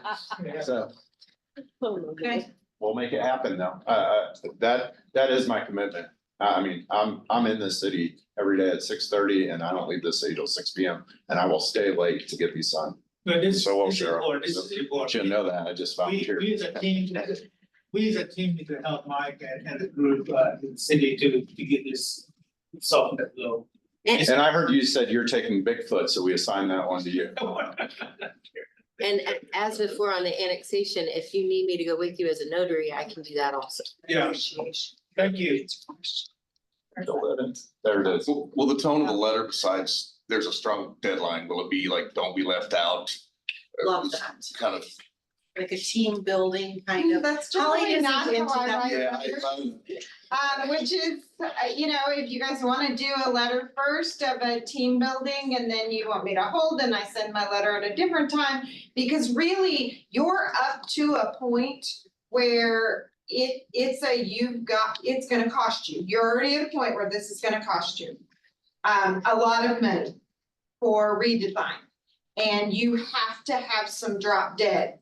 And so you're bucked up against that already, not to mention weather aspects for building. That, you know, if you guys wanna do a kumbaya, I'm not really a kumbaya, or I'm kind of a here's how it goes. My role. And so if you wanna do that for a week, and then I send out the letter the next week, and then we give it a week, but we're running out of that time. September 9th is 10 Yeah. days Quick. from today. Yeah, but We don't it's have to not, make it a it's week. not that quick because you've got the holidays, If- so there's even less. And, you know, you say 10 days, but there are most people who are completely checked out about noon on Friday Yeah. until about noon on Tuesday. Yes. My only point was, we don't have a week to try this and then a week to try. Well, and so that's why I'm saying you guys need to decide how you wanna do it. I, you know, we can send one, but our message has to be, we're at a point. Yeah. And here's the result of being at that point, and the result is, there's not money in the till for a condemnation. This is not a long-term planning. This is in or out, end of sentence. Anne wanted to contribute something, if that's okay. Please. Along the kumbaya line. Let me do that part. Let me get out some e-newsletters to the database that we send to occasionally with all of the team building, all the thank you for the people who have signed, all of the, you're not gonna wanna miss out. I mean, I can send an e-newsletter to the database daily. And then her letter will hit and it will be, oh, the attorney letter, they're serious, but at least then the board communication is, come on, get on board here, we got to get this done, we wanted to move forward, you don't wanna be the one slowing us up. We've got our costs, you know, recently approved, we've got these things approved, this project is going. I think a lot of people They don't don't realize believe it. that it's still moving. Yeah. So I can do a daily email blast. But can you do it, Ann, that's maybe targeted, sorry, Chuck. Can you maybe target it to these holdouts? Instead of blasting the daylights out of everybody else, can you just like do it to these people who are just not part of the team yet, right? And maybe customize the message a little bit to say, we've got this many percentage of the property owners that are on board. Or, you know, there might be some way to more get under their skin a little bit more in a positive way. Yeah, I can look at doing that. I don't, it would take a bit more time, but I was also thinking if the peer pressure that we talked about would be good for everybody to know and to be able to say, hey, is your neighbor signed on? If not, it's not gonna look so good next door to you either. So I kind of want to do both. Okay, gotcha. Yeah. Okay, and what's your time frame on that? Tomorrow I will start that. Okay. When are you dropping your letter? Well, it was supposed to go It's yesterday, up to but. you. It was supposed to go yesterday. It was supposed to go a little bit ago. Yes. Like our push. was We've supposed to revised go- it 3 times now. Yeah, and you're gonna be depending on the postal service too. And No, No, she's doing email. she's Doing email. emailing. there's only 3 that are going by mail. No, we don't. So do you guys think we should just like, we have Ann do the kumbaya thing tomorrow, that's Thursday. And then Friday, Holly sends out her letter. What do you think? So here's probably one of my biggest concerns. We're sending this kumbaya, great idea, I love it. Then we're still setting a hard, this is your deadline, this is what you gotta do. Where we have to go back and redesign and do all of this stuff, but nobody has had the discussion with the CID board with the fact that redesigning is gonna cost a ton of money. And it's the CID money that's gonna be paying for this. We don't have a number for the redesign cost. We don't have a budget for the redesign cost. We don't have any of that, but we're pushing this hard line.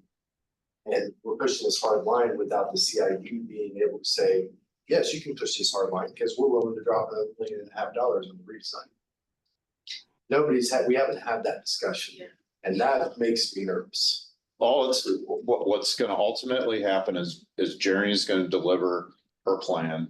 If the easements don't get lined up, you will miss a bid date. That is the ultimate right now. You can keep waiting out easements, but then you miss your time period to build. So And I it's, question whether the time period built really realistic right now, the way it is. I sure hope it is because we're delivering our part. I understand, but I'm just telling you, I still think January is gonna be tough. That's just my opinion.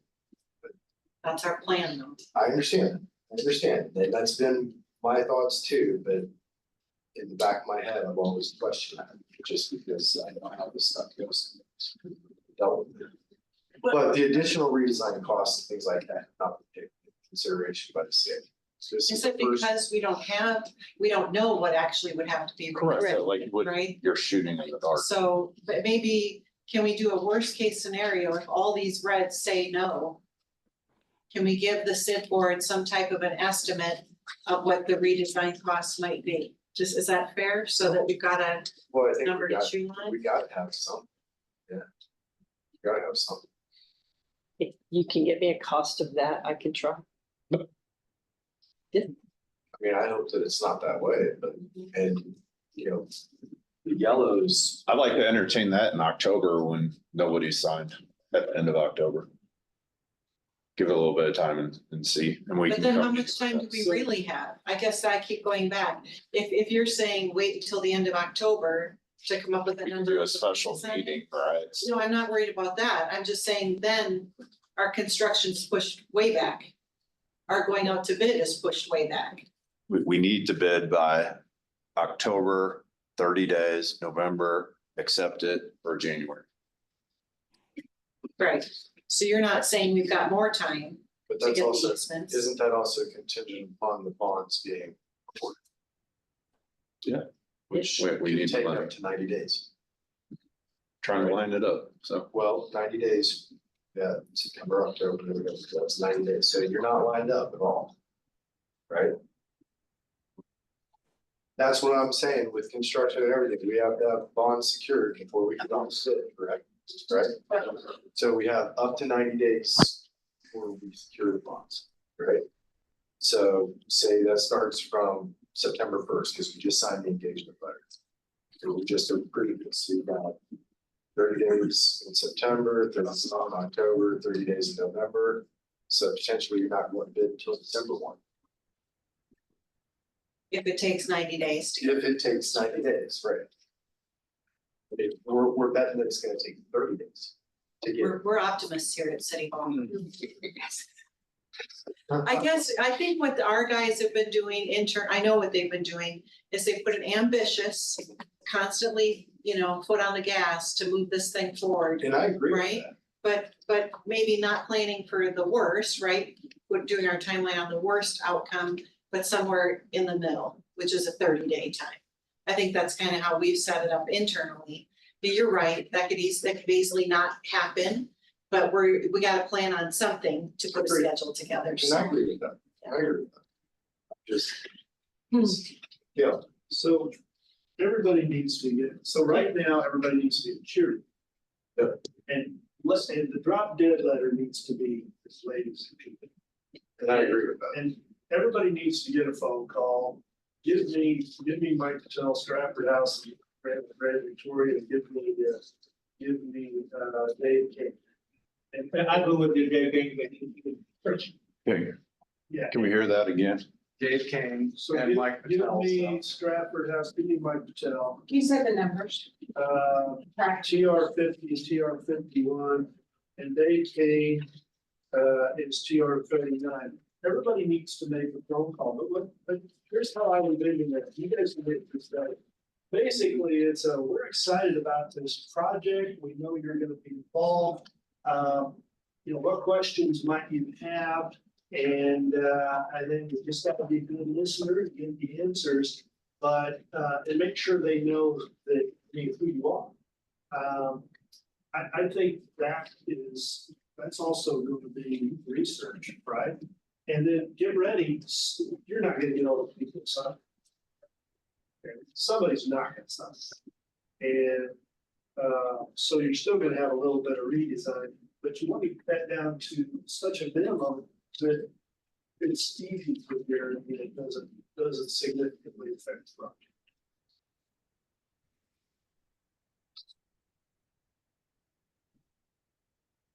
Anybody else on the front page want to take anybody else? I'm gonna push this for a half second if I can, even though I'm not on board. Front page is Albert. I know, Holly signed up for Darden or Olive Garden, so we'll give that to the city. How about Bigfoot? I heard somebody say something. Wasn't that you, Billy? I don't know, yeah. Yeah, you can.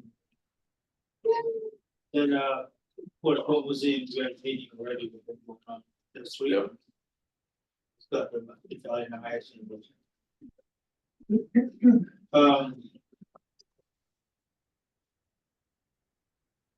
IHOP, I would like their signature, but for the board that knows, since we're looking at the first page, if worst came to worst, Jeremy has a fix for it, but I would like them to be on board.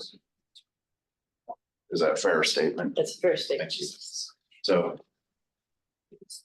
we'll keep working on IHOP.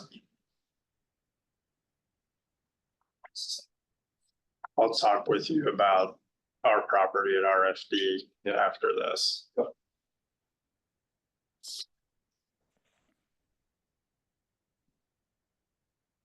Does Tony Hawk's own that building? I thought they were tenants. It's land lease on the building. Tony Hawk would. So I think they're actually gonna come back to the other side because they were just missing an entrance drawing and we gave them that, so that should be come along pretty well with. I don't know, Jason, well, I talked to them a couple of times. As this stands, the information that you have here is the information that our agent is using and it's validated. Put it that way. If you find a hole in it, please call me and I'll reach back out to you. And whoever's gonna reach out to David Kane, we have provided him a revised document also. He should be ready to sign. Okay. Again, we worked out 45 foot. Then when we get the results back, there needs to be a central point where we kind of say or email our little. And that would probably need to go through Ann because Ann has access to actually enter it in. But that's board direction, not me. Okay, so final thoughts here. We're gonna do the combine our letter first, right? Yeah, it's gonna do that one. Awesome. Tomorrow. But we're not shooting the detonation letter on Friday. Clear option. It's not nuclear. It is when Holly writes it. And cleaned it up. She worked really hard on it. It wasn't nuclear when it first. So. Well, but Gail says is. We don't delay as much as we can, so I don't know what that date is, but. So right now, we're not gonna state a date for that. We're gonna give opportunity for niceness and and this. Our next meeting is on the 25th. So why don't we make the dead drop date the 24th? Chuck, would you be okay if, that letter goes out tomorrow, if we had a conference call like in a week to see? I'm good with any special date. You guys, something we definitely have to get I would done. hate to wait till the 25th. Agreed. I would not send that letter, drop that letter on Friday before the Labor Day where everybody's busy. Yeah, that's what I'm saying. You get a letter and say, I'm busy and I'm getting sick. Yeah, I did that like Tuesday or Wednesday after Labor Day, but I think we're losing sight of the months of work that the easement people have been doing. And the conversations they've had and the visits they've made to these businesses. It's not like this is gonna come out of the blue people. It said, oh, I just got a nasty letter from the attorney in the city. They know, they've got the paperwork, that most of the people that are red folks have stopped answering phone calls or have told the front desk if they come by again, I'm not here, kinds of stuff. So it's probably time to turn up the heat a little bit, as much as I'm the Kumbaya lady. I think turning up the heat right after the holiday weekend or, and we did make that letter very encouraging. But it's gonna come from an attorney on attorney letterhead, so it's gonna get folks' attention. And I think we need to get folks' attention again now with something a little more serious. I mean, they've there's been lots of discussions. I mean, how many times have we talked to Tom Beck, been to his place and come in? You know, and I already told him the last time I said, I go, Tom, you're about to get a letter from an attorney. I'm trying to work this out with you before you get that letter. So, you know, So, it's a whole system, but so instead of having a special meeting, do we want to go ahead and set a date? I value your opinion, because you've been on the forefront of this 100%. She's the biology, so.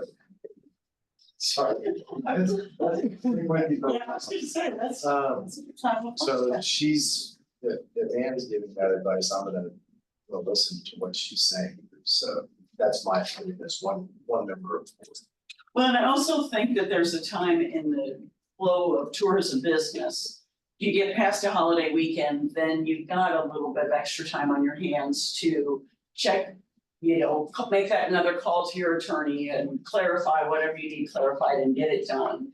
And then we're gonna be into, you know, October and things get crazy again quickly, October into Christmas. So we've got a window to get their attention and to get this done. And I think it's, you know, after the holiday weekend for the next couple of weeks. And see how fast and furious we can get this done. So, Dan, how long would you recommend then? After y'all letter. Before this group discusses what the results are from that. Well, your letter, Holly, will go to everyone or just Only those? just the whole down. Just the ones that aren't sent yet. Is it red, you red and yellow or just red? Red, yellow, and green. Yeah, Green. but the only ones signed are the whites or the yours. Just green means we're very, very optimistic and probably no nudging, it'll all fall in line. It could change it. So each week he goes through, goes one by one, gives us the update. I talked to him, they skated me, blah, blah, blah. And then he says 3, 2, 1 or 0, and 0 is the updated on the dashboard that says they signed. So I think some people are waiting for a couple things and we'll see, but overall, this is where it stands.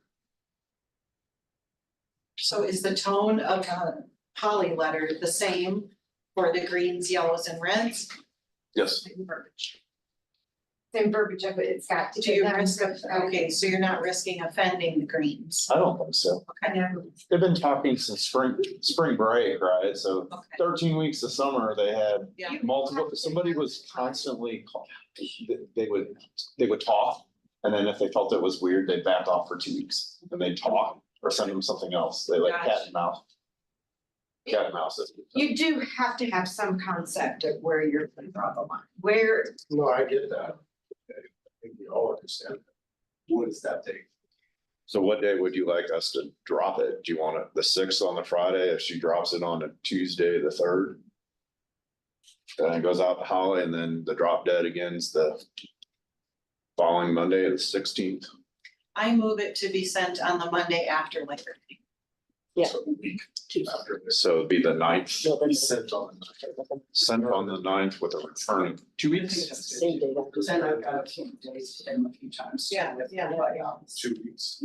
So the 20th, be the 20th on the Friday, so it gives them Yeah. 10 working business Letter days. comes the 9th, deadline's the 20th. 20th. And then we kind of have our answer when we come back. Yeah. Yeah, I don't Yeah. disagree. I don't think it's something we can vote on. Oh, I agree with that. why the hell can't we vote on things? Because it's not on the agenda. You're just giving, well, you're giving city staff. We're giving staff direction. It's not something we have to approve, is what I'm saying. Correct, Paul? You don't need to vote on it. Michael's right. City staff can send the letters.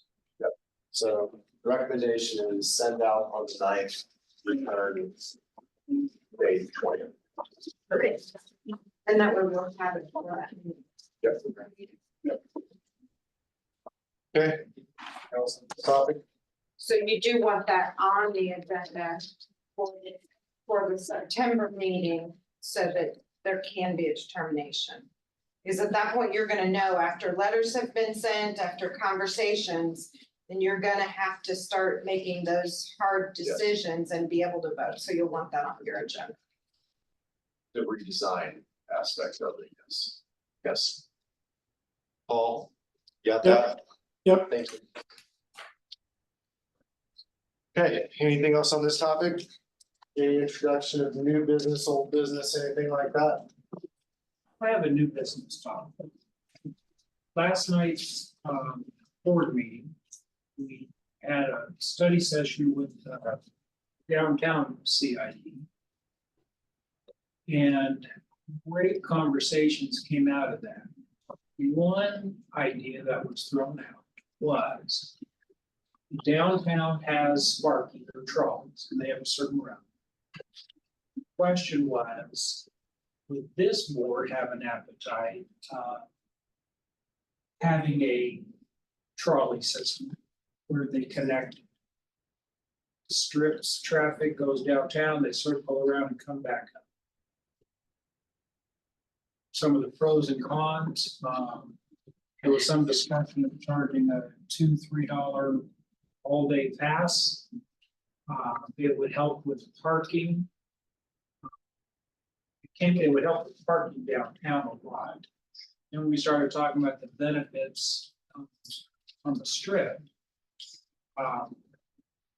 Depending on the style, I know at one time there was carve outs for the transit system that I understand it's been scrapped. But just to get a sense of what your thoughts, it would, some of us think it would really help our parking and our visitor. I mean, we've been talking about transportation for how long? Oh, I'm sorry, Larry, I was just gonna say, that what was really encouraging for us to hear was just the willingness to be open-minded about it. You know, they've been really invested in this free trolley. And yet no one can seem to give us really hard data on what the ridership really is and, you know, what is the cost per rider, all the things you would ask if you're doing a transit operation. And so they didn't shut down the idea, like I thought they would. No, it has to be free, it's always been free. I thought that would be the response. But then we broached the idea about, is there a way to join forces between the two SIDs? Maybe a cooperative agreement or some other type of instrument. We don't know what that would be, but you know, the mayor was like, he really wanted to toss this out for you guys to ruminate. No, we don't have to have the big discussion today, obviously, but just something for you guys to think about. And then maybe the downtown SID could devote some more of their income that they're bringing in maybe into a parking structure downtown to help alleviate some of the parking problems there for a bond payment on parking structure. So there's lots of ideas and we're trying to put all these different spokes on the wheel to figure out, is there kind of more of a global answer to, first of all, moving people more up and down the strip, less cars up and down the strip potentially, right? If this is successful. And then how can we, you know, just join forces together between the two SIDs? And I was just encouraged to hear that they were open to that. I'm reading the body language here. I'm not sure what to make of this. Just think of the opportunity, right? The ability, as we talk about transportation and having visitors, right, be interactive along the way. You have the opportunity to put a trolley in front of someone's business, right? That, I would imagine that's an opportunity for a local business on 76 to clamor over, because now you have a bus full of people, a trolley full of people getting dropped off at your location. The toy museum. The toy museum, whoever it is. And you know, and this is something that obviously you can phase in over time, right? Something that doesn't mean start off with 10 buses, right? But think of the opportunities of being able to move people more efficiently and also creating an experience. Have they done that in the past? They tried to do that in the past, never. No. We had it in the original CID. Yeah. Gail, remind me why, other than the costs associated with it, it was gonna be super expensive to operate. And we were concerned about traffic jams and how the trolleys were gonna get to where they were gonna go. If they got here, it's gonna take 2 hours to get back here and stuff like that.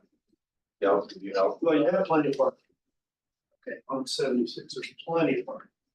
And we took it out because of cost and past that. Bob's told us we're still $12 million short of finishing this project. So it would have to completely fund itself, or you're going to address the city fund $12 million. And I guess, Gail, was there like an actual study done on what the cost would be? Does anybody have a copy of that study?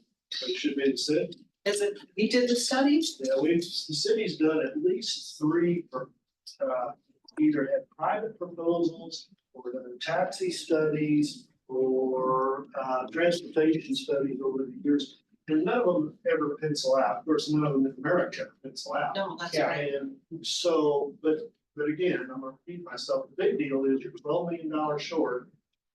Based on Todd's last analysis of getting to the end of this project.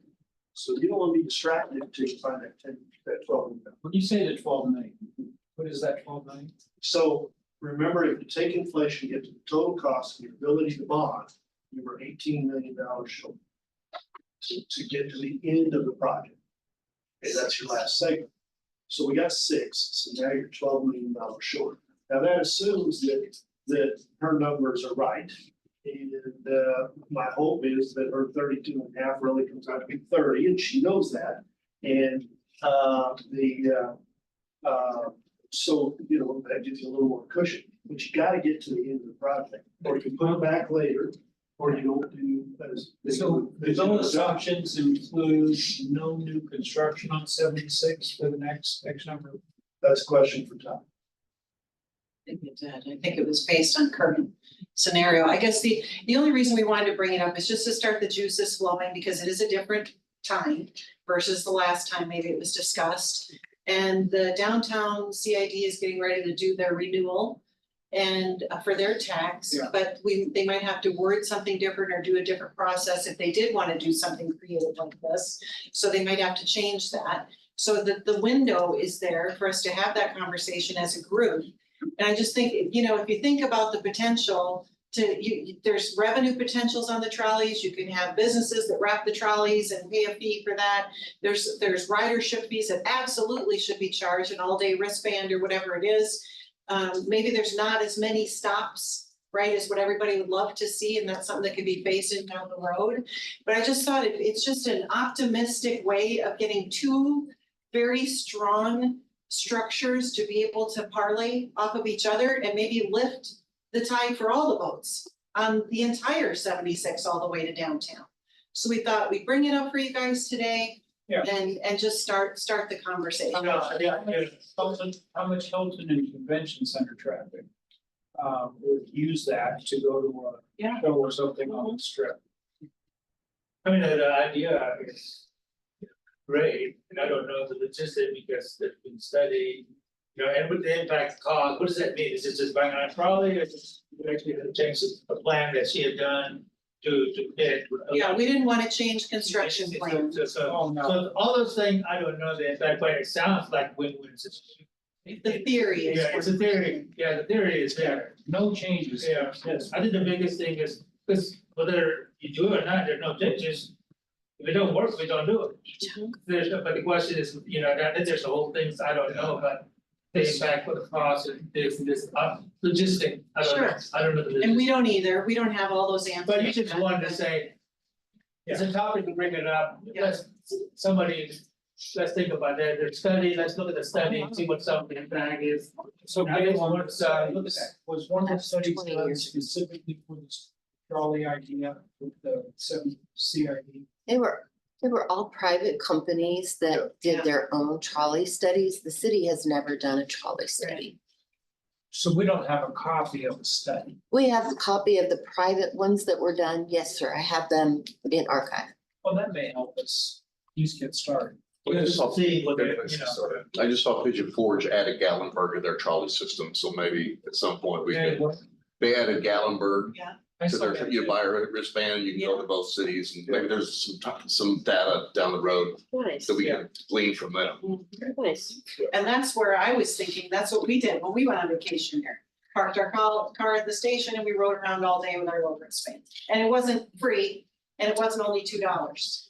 You know, I mean, it's just an investment to be able to move people better and still have a fun trolley experience, because that's adorable, right? People dig that. So they might not mind being stuck on it for an hour during peak show time, let's say. Well, I think something You know? else has to be kind of taken into consideration here. Just a couple of things that are just popping in my head just from the thoughts. One, how many people are going to park in my parking lots at the aquarium or the wax museum? Ride the trolley.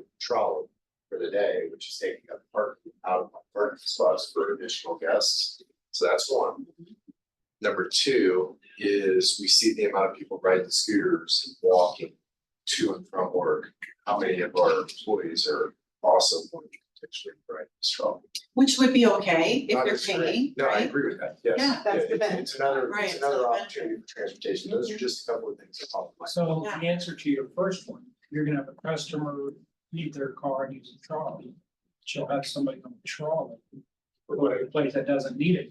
But what if 25 customers, different customers take up and get on the trolley and they're gone for 3 hours from my.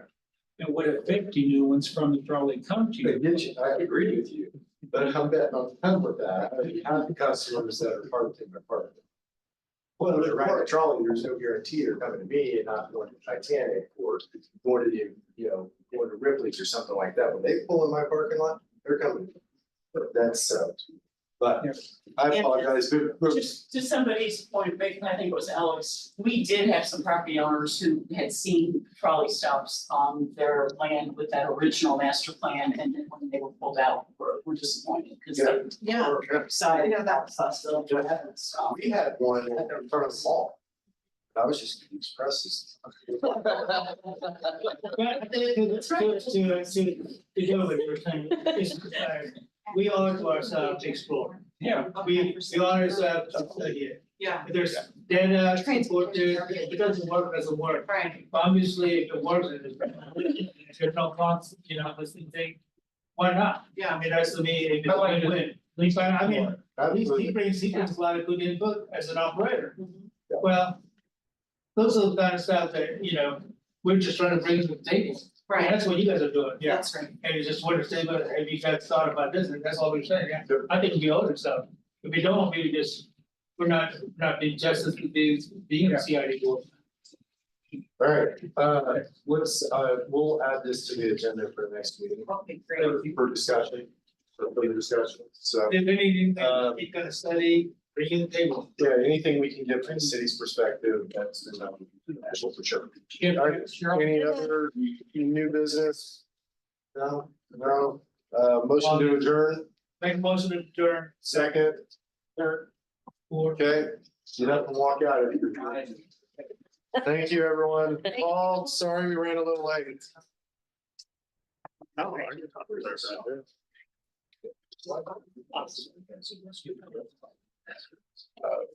Well, yeah, they're gone. You have a second. They want to be there. Do I have anything besides plans? That's something. Thank you very much. Thank you. You know what?